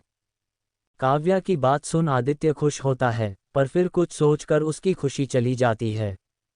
वही काव्या आदित्य के हर एक एक्सप्रेशन को देख रही थी। उसे कहीं ना कहीं समझ भी आ जाता है कि आदित्य क्या सोच रहा है। इसीलिए वो आदित्य की आंखों में देखते हुए फुल कॉन्फिडेंस के साथ बोलती है, आयु मेरा बेटा है और मैं उसकी माँ, और यही सच है। काव्या की बात सुन और उसकी आंखों में आयु के लिए प्यार देख आदित्य खुश हो जाता है। उसे लगता है कि काव्या आयु को अपना रही है। पर काव्या के शब्दों को गौर से समझा जाए तो काव्या सीधे सीधे ये कह रही थी कि आयु उसका बेटा है, और ये सच भी था, पर यह बात आदित्य को नहीं पता थी। तभी आदित्य कुछ ऐसा करता है जिससे शॉक्ड होने की बारी काव्या की थी। काव्या हैरानी से अपनी आंखें बड़ी किए आदित्य को ही देख रही थी। चैप्टर 6 आदित्य और काव्या की किस। वही आदित्य अपनी आंखें को बंद किए काव्या के होठों को बड़ी शिद्दत से चूम रहा था। वो काव्या को हंगली किस कर रहा था, जैसे रेगिस्तान में भटके प्यासे को काफी दिनों बाद पानी मिला हो। आदित्य अपने एक हाथ से काव्या के कमर को जकड़ा हुआ था, तो दूसरे हाथ काव्या के सर के पीछे उसके बालों में था।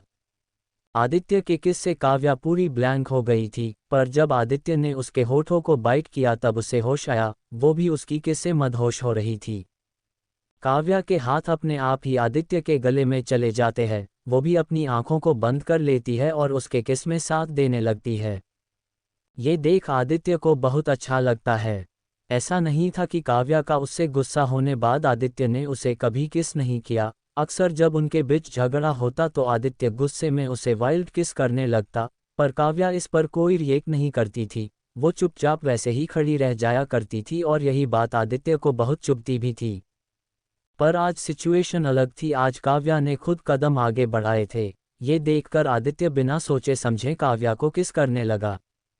उनकी किस पूरे 20 मिनट तक चली, पर फिर भी दोनों एक दूसरे से अलग नहीं होना चाहते थे। तभी किसी की फ़ोन की रिंग सुनाई दी, जिसे सुन वो दोनों ना चाहते हुए भी अलग हो गए। दोनों ही लंबी लंबी सांसें ले रहे थे। तब तक कॉल कट चुका था, पर तभी फिर से मोबाइल रिंग करने लगा। ये देख काव्या का मुंह बन गया। उसे अभी आदित्य को और किस जो करना था। वही काव्या को ऐसे मुंह बनाते देख आदित्य को बहुत हंसी आ रहा था, पर वो हंसता नहीं है, नहीं तो काव्या उसे उसके ऊपर हंसने के लिए छोड़ती नहीं। आदित्य काव्या के बालों को प्यार से सही करते हुए बोलता है, तुम बात कर लो, कहीं कोई जरूरी कॉल हो सकती है, तब तक मैं आयु को देखता हूँ। आदित्य ने ऐसा इसलिए बोला था क्योंकि कॉल काव्या के फ़ोन पे आ रहा था। आदित्य की बात सुन काव्या मुस्कुराते हुए हाँ में सर हिला देती है। फिर आदित्य आयु के रूम की तरफ चला जाता है।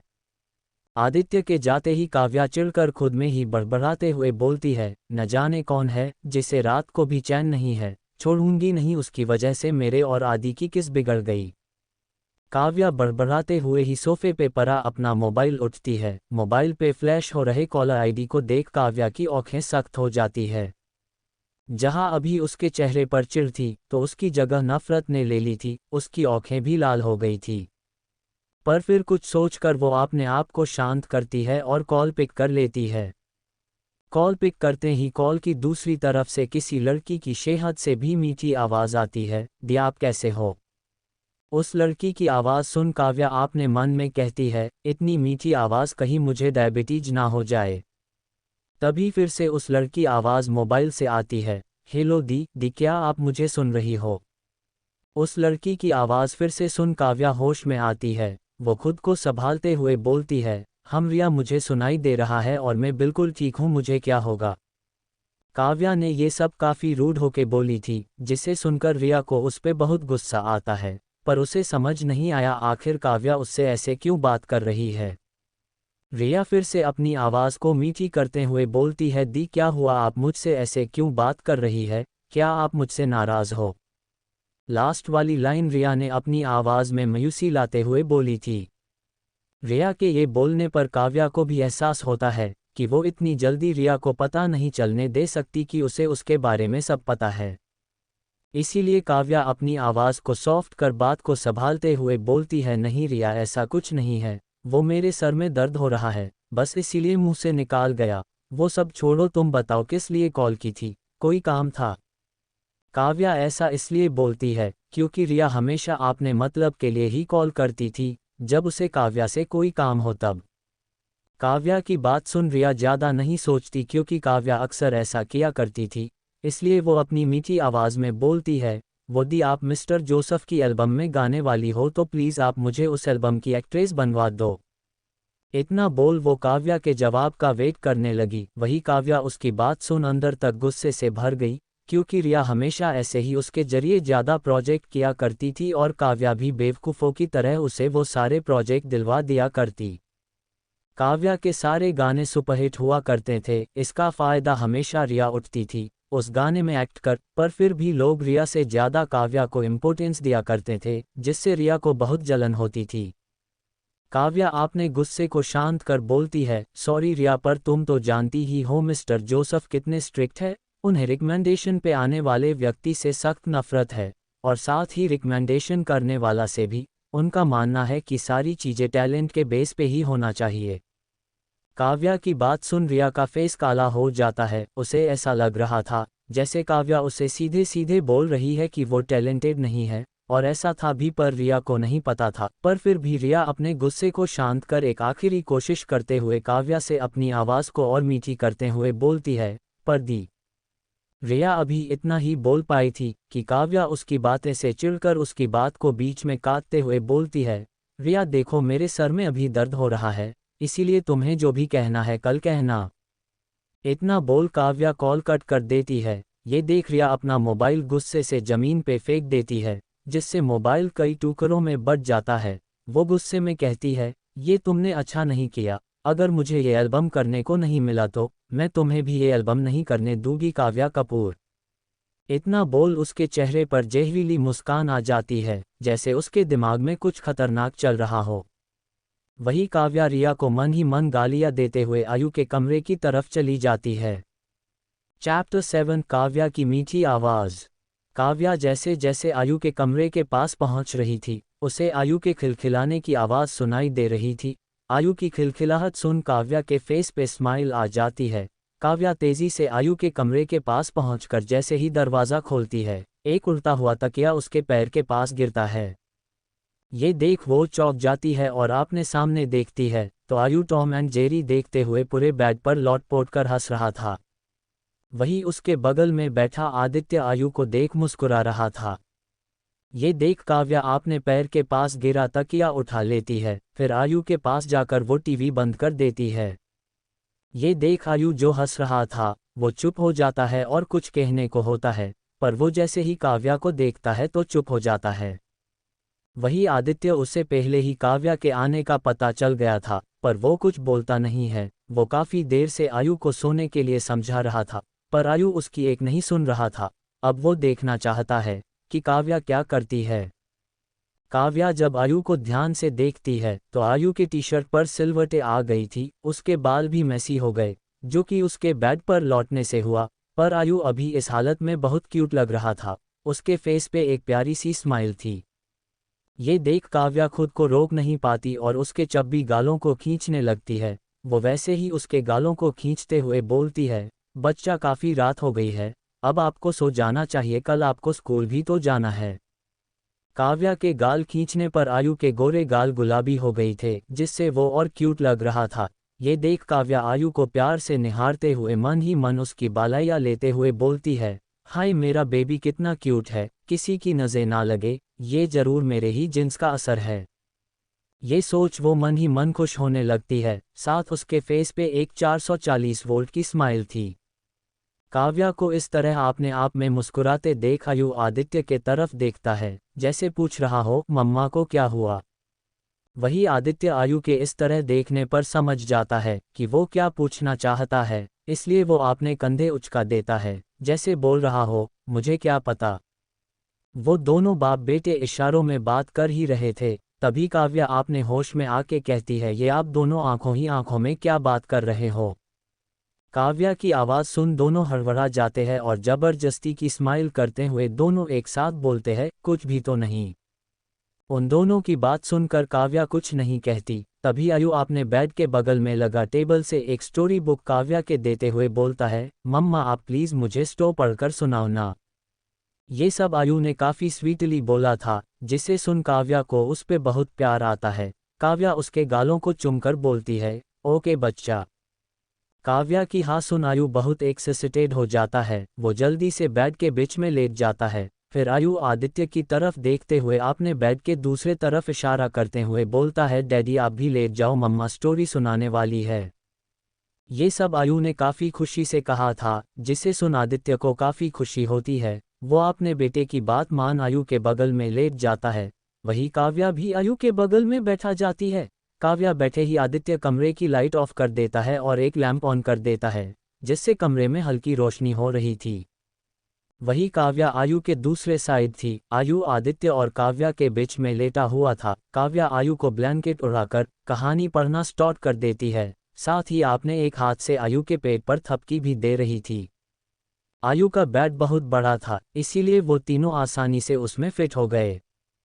काव्या अपनी मीठी आवाज़ में कहानी पढ़ रही थी, जिसे सुनकर आयु को बहुत खुश था। उसे आज अपने मम्मा डैडी के साथ टाइम स्पेंड करना अच्छा लगा रहा था।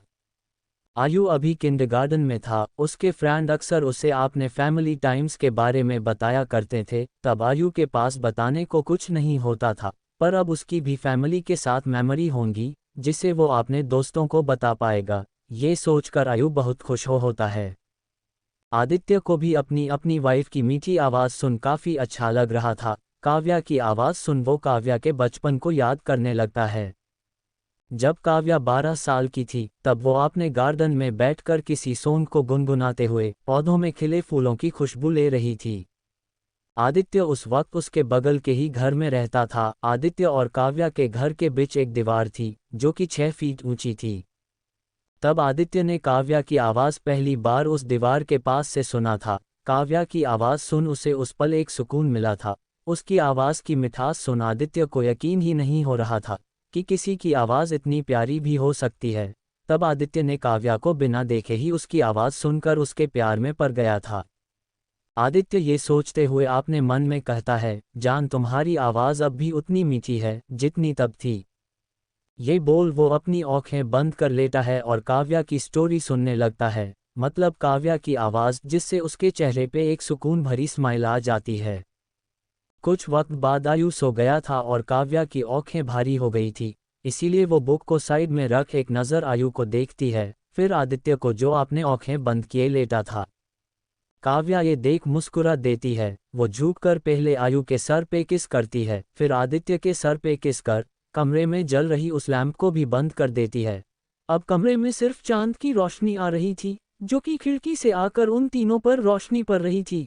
फिर काव्या अपनी जगह पे ही लेटकर आयु को हक कर लेती है। जल्दी ही काव्या भी नींद के आगोश में चली जाती है। आधी रात को काव्या आयु को अपने सीने में छुपाए गहरी नींद में सो रही थी। तभी कोई काव्या के पास आता है और आयु को उससे अलग कर उसे अपनी गोद में उठाकर उस कमरे से बाहर चला जाता है। Chapter 8 morning romance. दिल आदित्य की बेशर्मी भरी बातें। वो शख्स काव्या को गोद में लिए ही दूसरे कमरे में आ जाता है। वो कमरा काफ़ी बड़ा था। उस कमरे में एक किंग साइज बेड था जिस पे उस शख्स ने काव्या को किसी कांच की गुड़िया की तरह संभाल कर लेटाता है। वो जैसे ही काव्या को लिटाकर हटने वाला था तभी काव्या की आंखें खुल जाती है। जब वो अपनी आंखें खोलती है तो उसे अपने आंखों के सामने किसी शख्स की धुंधली आकृति दिखती है जो अभी उसके ऊपर झुका हुआ था।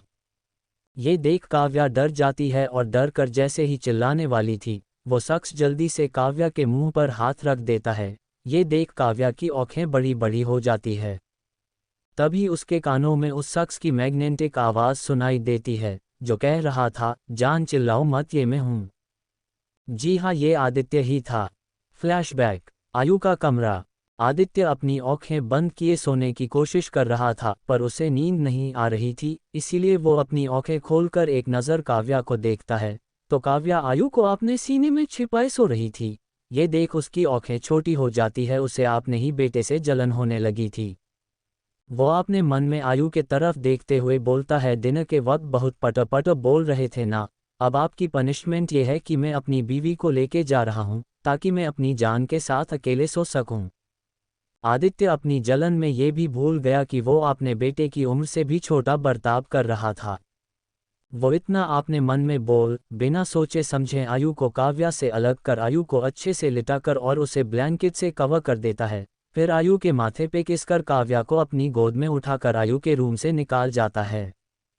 Flashback and. आदित्य की आवाज़ सुन काव्या रिलैक्स होती है पर उसकी सांसें तेज हो जाती है क्योंकि आदित्य के ये सब बोलते समय उसकी गर्म सांसें काव्या को अपने गर्दन पर फील हो रही थी।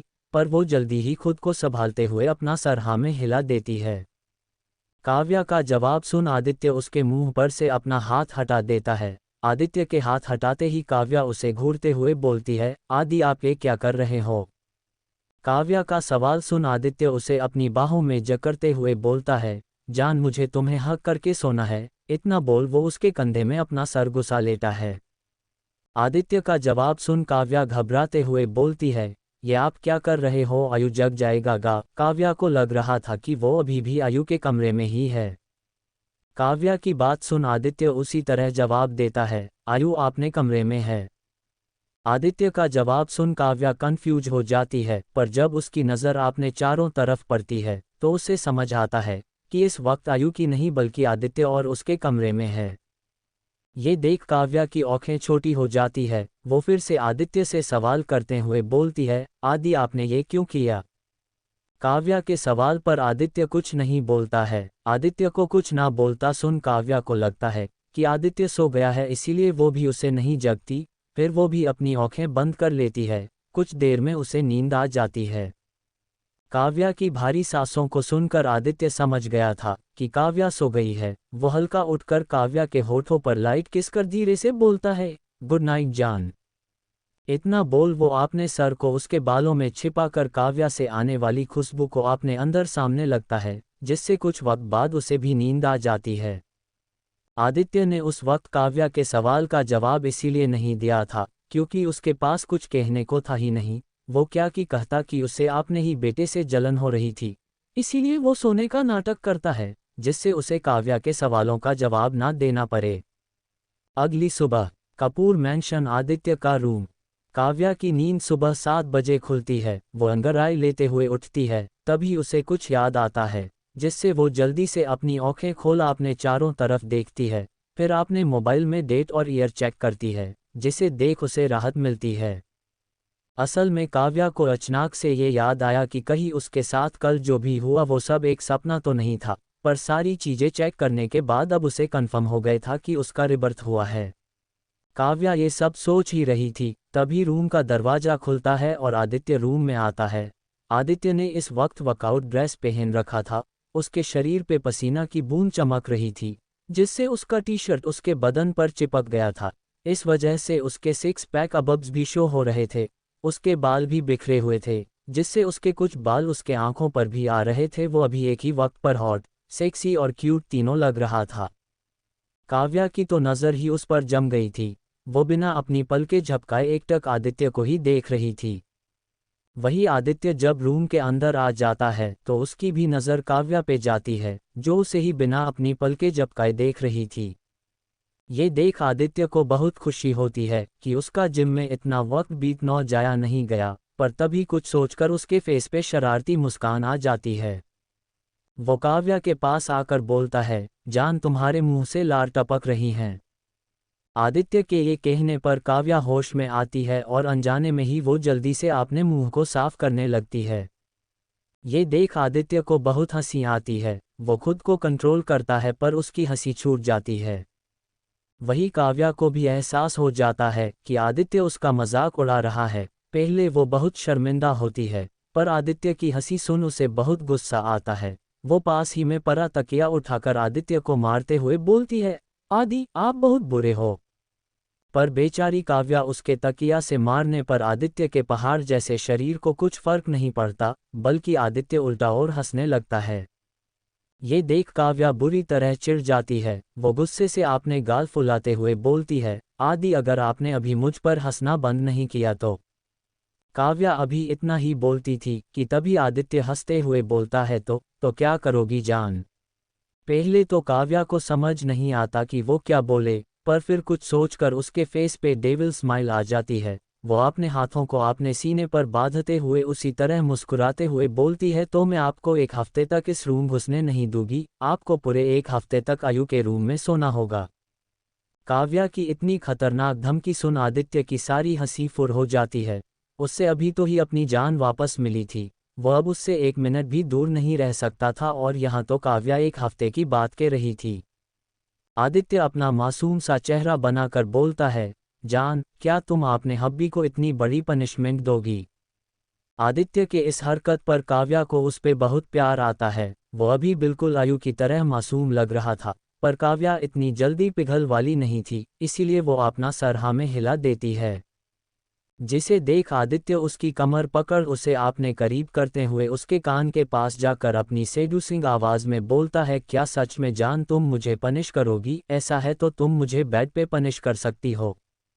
इतना बोल वो उसके एयरलॉब को किस कर लेता है। आदित्य के इस एक्शन से काव्या पूरी जम सी गई थी, पर आदित्य की बातें सुन उसका फेस बुरी तरह लाल हो गए थे। पर जैसे ही आदित्य ने उसके कान पर किस किया, उसे अपने अंदर एक झुरझुरी सी महसूस हुई।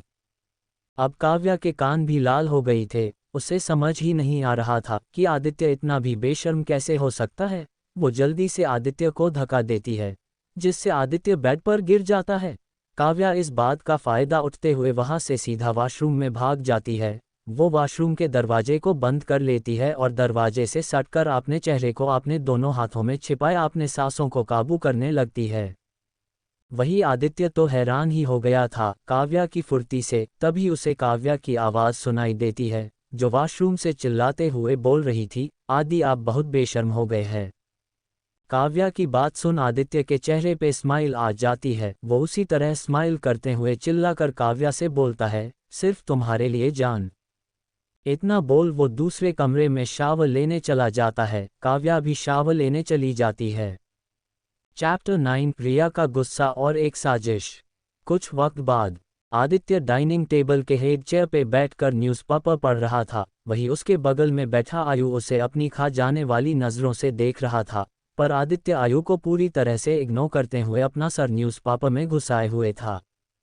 ये देख आयु बुरी तरह से चिढ़ जाता है। वो अपने गोल मटोल गालों को फुलाकर आदित्य को घूरते हुए बोलता है, चोर। आयु के मुंह से चोर सुन आदित्य की आंखें छोटी हो जाती है, पर वो इतने पे भी को आयु इग्नोर करता है। ये देख आयु से अब रहा नहीं जाता और वो गुस्से से आदित्य को बोलता है, आप मेरी मम्मा को लेके क्यों गए। आयु ऐसा इसलिए बोल रहा था क्योंकि उसे अच्छे से याद था कि काव्या उसके साथ सो रही थी और जब वो सुबह उठा तो काव्या उसके रूम में नहीं थी। ये देख उसे सब समझ आ जाता है। आयु की बात सुन आदित्य अपने हाथ में पकड़ी न्यूज़पेपर को फोल्ड करके सामने टेबल पे रखते हुए बोलता है। फिर वो आयु को घूरते हुए बोलता है, वो आपकी मम्मा होने से पहले मेरी बीवी है और मैं अपनी बीवी को उसके रूम में ले गया था। आदित्य का जवाब सुन आयु घूरकर आदित्य को देखता है। वही उसका मुंह भी गुस्से से और फूल गया था। उसके गाल हल्के लाल हो गए थे, जिससे वो अभी बहुत क्यूट लग रहा था। आयु के घूरने पे आदित्य भी उसे घूरने लगता है। दोनों के बीच घूरने का वार चल रहा था। वही वहाँ कोई और भी था जिसने आदित्य की सारी बात सुन ली थी। ये और कोई नहीं काव्या थी, जो ब्रेकफास्ट करने आ रही थी। जब उसने आदित्य की बात सुनी तो उसे आदित्य पे बहुत गुस्सा आता है, साथ ही उसे शर्म भी आ रही थी। वो उन दोनों बाप बेटा का कोल्ड वार देखती है, जो एक दूसरे से आंखों ही आंखों में घूर कर लड़ रहे थे। ये देख वो अपना सर ना में हिला देती है और उनके पास जाकर चेयर खींचकर उस पे बैठ जाती है। काव्या आयु को देखते हुए मुस्कुराकर बोलती है, गुड मॉर्निंग बच्चा। काव्या की आवाज़ सुन आयु अपना गुस्सा भूल जाता है। वो जैसे ही काव्या की तरफ देख मुस्कुराते हुए बोलता है, गुड मॉर्निंग मम्मा। मम्मा आप बहुत ब्यूटीफुल लग रहे हो, आप कहीं जा रहे हो। आयु की बात सुन काव्या उसके गाल पे किस करते हुए बोलती हैं, थैंक यू बेबी, और हाँ मम्मा को मिस्टर जोसेफ के स्टूडियो जाना है। काव्या की बात सुन आयु हाँ में सर हिला देता है। वही आदित्य जब काव्या को देखता है तो देखता ही रह जाता है। काव्या ने इस वक्त डार्क ब्लू कलर का वन पीस पहन रखी थी, जो उसके थाई तक आ रहे थे, जिससे से उसकी गोरी टांगे साफ दिख रही थी। साथ ही उसका गला वी नेक था जो थोड़ा डिप था।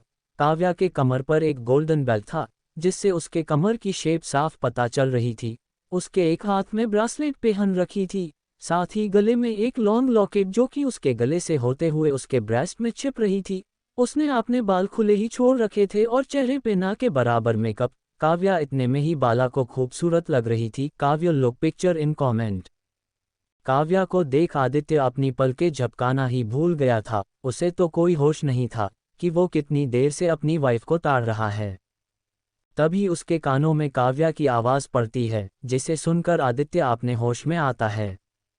वो जल्दी ही खुद को संभाल कर अपने चेहरे को एक्सप्रेशनलेस कर लेता, मगर अपनी नर्म आवाज़ में काव्या को बोलता है, हाँ तुम कुछ बोल रही थी।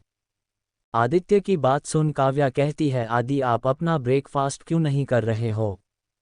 काव्या की बात सुन आदित्य को भी ध्यान आता है कि उसने अभी तक आप खाना शुरू भी नहीं किया है। वही काव्या और आयु का खाना खत्म भी होने वाला है। ये देख आदित्य अपना ब्रेकफास्ट करते हुए ही काव्या के बात को बदलते हुए बोलता है, खाते वक्त बात नहीं करते। उसकी बात सुन काव्या कुछ नहीं कहती है। फिर सब अपना अपना ब्रेकफास्ट फिनिश करते हैं।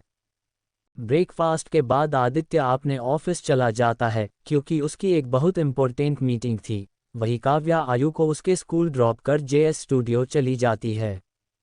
वही दूसरी तरफ रिया आग बबूला हुए अपने कमरे को तहस नहस कर रही थी, क्योंकि उसका एक और रोल उसके हाथ से चला गया था। इंडस्ट्री में उसे रोल काफ़ी मुश्किल से मिलते थे ऊपर से उसे अपने एक्सपेंसेस के लिए काव्या पे डिपेंड होना पड़ता था, क्योंकि काव्या ही माहेश्वरी खानदान की असली वारिस थी, जिस कारण उसे माहेश्वरी खानदान के जायदाद से कुछ भी नहीं मिला, यहाँ तक कि उसे माहेश्वरी खानदान का नाम भी नहीं मिला।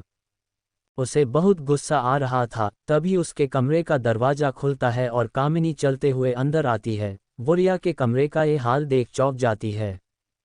वही रिया अपनी मोम को देख चिल्लाते हुए बोलती है, मोम ये बहुत बड़ा रोल था, पर पता नहीं कैसे ये रोल मेरे हाथ से निकाल गया।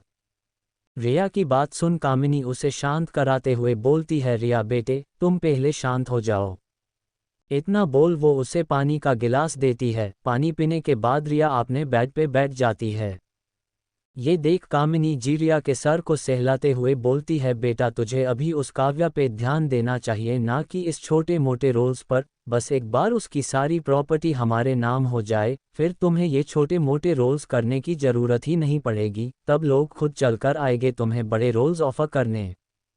कामिनी की बात सुन रिया को भी ये सही लगता है। वो उनकी बात पे गंदी मुस्कान मुस्कुराते हुए बोलती है, ओके मोम। उसकी बात सुन कामिनी भी मुस्कुराते हुए कहती है, तो तुम्हें जल्दी ही जेएस स्टूडियो जाना चाहिए, क्योंकि मुझे मेरे आदमियों से पता चला है काव्या भी वहां गई है। कामिनी की बात सुन रिया अपना सर हाँ में हिला देता है। उसके बाद कामिनी कमरे से चली जाती है। कामिनी के जाते ही रिया अपनी जहरीली मुस्कान के साथ कहती है, मैं आ रही हूँ काव्या माहेश्वरी। इतना बोल वो अच्छे से तैयार होके अपनी कार की चाबी लिए अपने घर से निकाल जाती है। चैप्टर 10 काव्या का मिस्टर जोसेफ से मिलना। JS studio. काव्या स्टूडियो पहुंचकर मिस्टर जोसेफ की असिस्टेंट से बोलती है, गुड मॉर्निंग मिस झा, आज मेरा मिस्टर जोसेफ के साथ अपॉइंटमेंट था। काव्या की बात सुन प्रिया, जिसे काव्या मिस झा कह रही थी, उसे ग्रीट करते हुए बोलती है, good morning miss Maheshwari, sir अभी शूटिंग सेट पर है, आइए मैं आपको लेके चलती हूँ।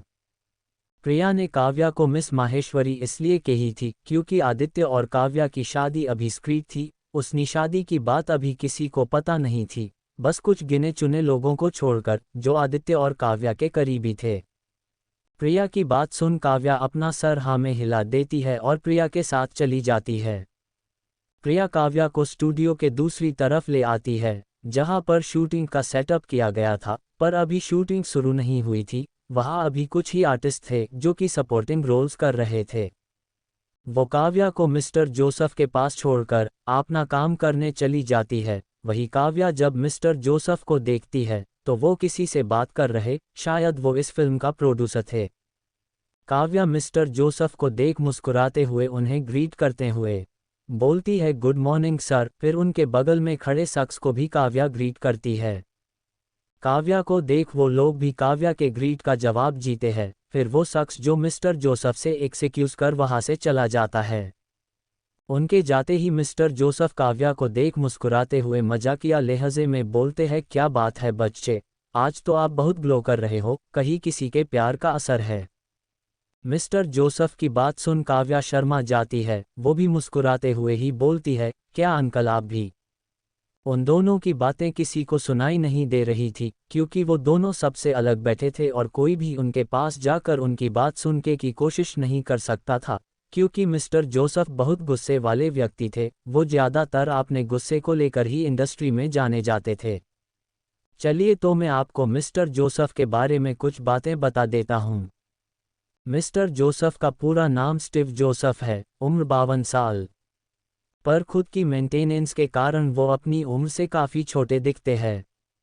वो इंडस्ट्री के टॉप डायरेक्टर्स में से एक थे। वो स्वभाव से गुस्से वाले व्यक्ति है, पर अपनी फैमिलीज के साथ एकदम उल्टा मजाकिया किस्म के व्यक्ति है। मिस्टर स्टीव कपूर और माहेश्वरी फैमिली के फैमिली फ्रेंड है, और यही वजह थी जिसके कारण काव्या उन्हें अंकल कह रही थी। पर मिस्टर स्टीव को आदित्य और काव्या के बीच की अनबन के बारे में कुछ नहीं पता था। आदित्य ने खुद के, काव्या के और आयु के बारे में कोई भी खबर बाहर जाने नहीं दिया था, जिस कारण उनके बारे में कोई भी बात कपूर या माहेश्वरी फैमिली के किसी भी रिश्तेदार को नहीं पता थी। सबको यही लगता था कि आयु काव्या का ही बेटा है और वो लोग एक हैप्पी फैमिली की तरह ही रह रहे हैं। तो चलिए आते हैं हमारी कहानी पे। उंगली से नीचे की ओर इशारा, उंगली से नीचे की ओर इशारा। काव्या का लाल चेहरा देखकर मिस्टर जोसेफ हंसने लगते हैं, पर फिर खुद को सीरियस करते हुए बोलते हैं, बेटा मुझे आपसे कुछ जरूरी बात करनी है। मिस्टर जोसेफ की बात सुन काव्या भी सीरियस हो जाती है। वो उनसे बोलती है, जी अंकल कहिए ना। काव्या की बात सुन मिस्टर जोसेफ कहते हैं, यहाँ नहीं, आप मेरे केबिन में चलो। मिस्टर जोसेफ की बात सुन काव्या अपना सर हाँ में हिला देती है, क्योंकि वहाँ ज़्यादा तो नहीं पर फिर भी लोग तो थे। काव्या मिस्टर जोसेफ के पीछे उनके केबिन के तरफ चली जाती है। केबिन के अंदर आके मिस्टर जोसेफ हेड चेयर पे बैठ जाते हैं, वही काव्या मिस्टर जोसेफ के सामने लगी चेयर पे बैठ जाती है। काव्या मिस्टर जोसेफ को देखते हुए बोलती है, बताए ना अंकल क्या बात है। काव्या की बात सुन मिस्टर जोसेफ सीरियस होते हुए बोलते हैं, बेटे मैं चाहता हूं कि इस बार का आपका जो एल्बम है उसे आप लाइव परफॉर्म करें। मिस्टर जोसेफ की बात सुन काव्या को याद आता है, पिछली लाइफ में भी मिस्टर जोसेफ ने उसे लाइव परफॉर्म करने के लिए बोले थे, पर पहले तो काव्या ये करने से मना कर दी थी, क्योंकि वो कोई आईपॉप सिंगर नहीं थी और ना ही उससे ये सब का एक्सपीरियंस था। लेकिन मिस्टर जोसेफ के मानने पर वो मान गई थी, पर परफॉर्मेंस के दिन एंड टाइम पर उसका गला खराब हो गया था, जिस कारण वो परफॉर्म नहीं कर पाई थी। साथ ही पब्लिक में उसकी इमेज भी बहुत खराब हुई थी। पर तब आदित्य ने उसे इस सब से निकला था और उसे यही भी याद था कि उस वक्त उसका गला खराब हुआ नहीं था बल्कि किया गया था, और ये सब रिया ने किया था। ये सब सोच काव्या आपने मन में खुद से कहती है, इस बार मैं रिया को कुछ भी गलत नहीं करने दूंगी, उससे मैं उनकी की गई हर एक गलती नहीं, उनसे जो किया है वो गलती नहीं गुनाह, और उस गुनाह का बदला में लेके रहूंगी। ये सब सोचते वक्त काव्या के आंखें में गुस्से की एक लकीर आती है, पर जल्दी ही चली भी जाती है। काव्या ये सोच ही रही थी, तभी मिस्टर जोसेफ परेशान होते हुए बोलते हैं, बेटा मैं जानता हूँ आप ये सुनकर परेशान हो गई है, पर मेरी बात का यकीन कीजिए, आप ये बहुत अच्छे से कर पाएगी। मिस्टर जोसेफ काव्या को लाइव परफॉर्म करने के लिए इसलिए बोल रहे थी क्योंकि उन्हें याद था काव्या की मां संध्या जी जो कि एक बेहतरीन गायिका थी, उनका सपना था कि वो लाइव परफॉर्म करें और उनके चारों तरफ उनके फैंस की ढेर सारी भीड़ हो। वो संध्या जी को कॉलेज टाइम से जानते थे, इसीलिए उन्हें उनके इस ड्रीम के बारे पता था। पर जब तक संध्या जी अपना सपना पूरा कर पाती वो इस दुनिया को छोड़ चुकी थी। पर स्टीव जोसेफ चाहते थे कि संध्या का सपना काव्या पूरा करें। वो ये भी जानते थी अगर वो काव्या को कहेगे कि ये सपना उसकी माँ का है तो वो खुशी खुशी राजी हो जाएगी, पर वो चाहते थे कि काव्या ये दिल से करे ना कि किसी के सपने के लिए, जिस कारण वो काव्या को ये बात नहीं बताते। मिस्टर जोसेफ की बात सुन काव्या आपने होश में आती है और मुस्कुराते हुए बोलती है, ठीक है अंकल मैं लाइव परफॉर्म करूंगी। काव्या की बात सुन मिस्टर जोसेफ हैरान हो जाते हैं, पर उन्हें खुशी भी होती है। उन्हें लगा था काव्या ये करने से मना कर देगी, क्योंकि काव्या आपने सॉन्ग्स को पर्दे के पीछे से किया करती थी, पर अब काव्या को दुनिया के सामने लाखों की भीड़ में गाना होगा। मिस्टर जोसेफ खुशी से कहते हैं, बेटा आप किसी चीज़ की चिंता मत करना, मैं सब संभाल लूँगा, आप बस आपने सॉन्ग पे ध्यान दो। मिस्टर जोसेफ की बात सुन काव्या समझ जाती है कि मिस्टर जोसेफ इनडायरेक्टली उससे ये कह रहे थे कि फैंस की भीड़ को वो संभाल लेंगे, क्योंकि काव्या भले ही पर्दे के पीछे से गाती थी, लेकिन उनकी फ़ैन फॉलोइंग बहुत ज़्यादा थी, इतनी कि किसी एलिस्ट एक्ट्रेस को भी पीछे छोड़ दे। काव्या मुस्कुराते हुए बोलती है, ओके अंकल। फिर वो दोनों सॉन्ग और परफॉर्मेंस को लेके बात करने लगते हैं। तभी कोई धीमे कदमों के साथ मिस्टर जोसेफ के केबिन में एंटर करता है। ये देख मिस्टर जोसेफ गुस्सा हो जाता है और जैसे ही कुछ बोलने वाले होते ही कि सामने वाले व्यक्ति को देख शांत हो जाता है। वही काव्या, उसे तो कोई ध्यान ही नहीं था, वो आप सारा ध्यान आपने परफॉर्मेंस के लिए सॉन्ग सेलेक्ट करने में लगाई हुई थी, क्योंकि उसने 3 सॉन्ग लिखी थी, पर अभी वो सिर्फ एक ही सॉन्ग परफॉर्म करने वाली थी। ऊपर से वो दरवाजे की तरफ अपनी पीठ किए बैठी थी, इसीलिए उसे वहाँ किसी के आने का कोई एहसास नहीं हुआ। वही वो शख्स मिस्टर जोसेफ को अपने हाथ से चुप रहने का इशारा करता है। ये देख मिस्टर जोसेफ मुस्कुराने लगते हैं। तभी वो व्यक्ति काव्या के पीछे खड़ा होकर काव्या के दोनों आंखों को अपने दोनों हाथों से ढक देता है। ये होते ही काव्या चौंक जाती है, उसके हाथ अपने आप अपने आंखों पे चले जाते हैं, जिसपे पहले से ही उस शख्स के हाथ थे। Thanks for watching. Do like, comment, share and subscribe my channel for next part of Rebirth for Family and Revenge. Thank your folded hands.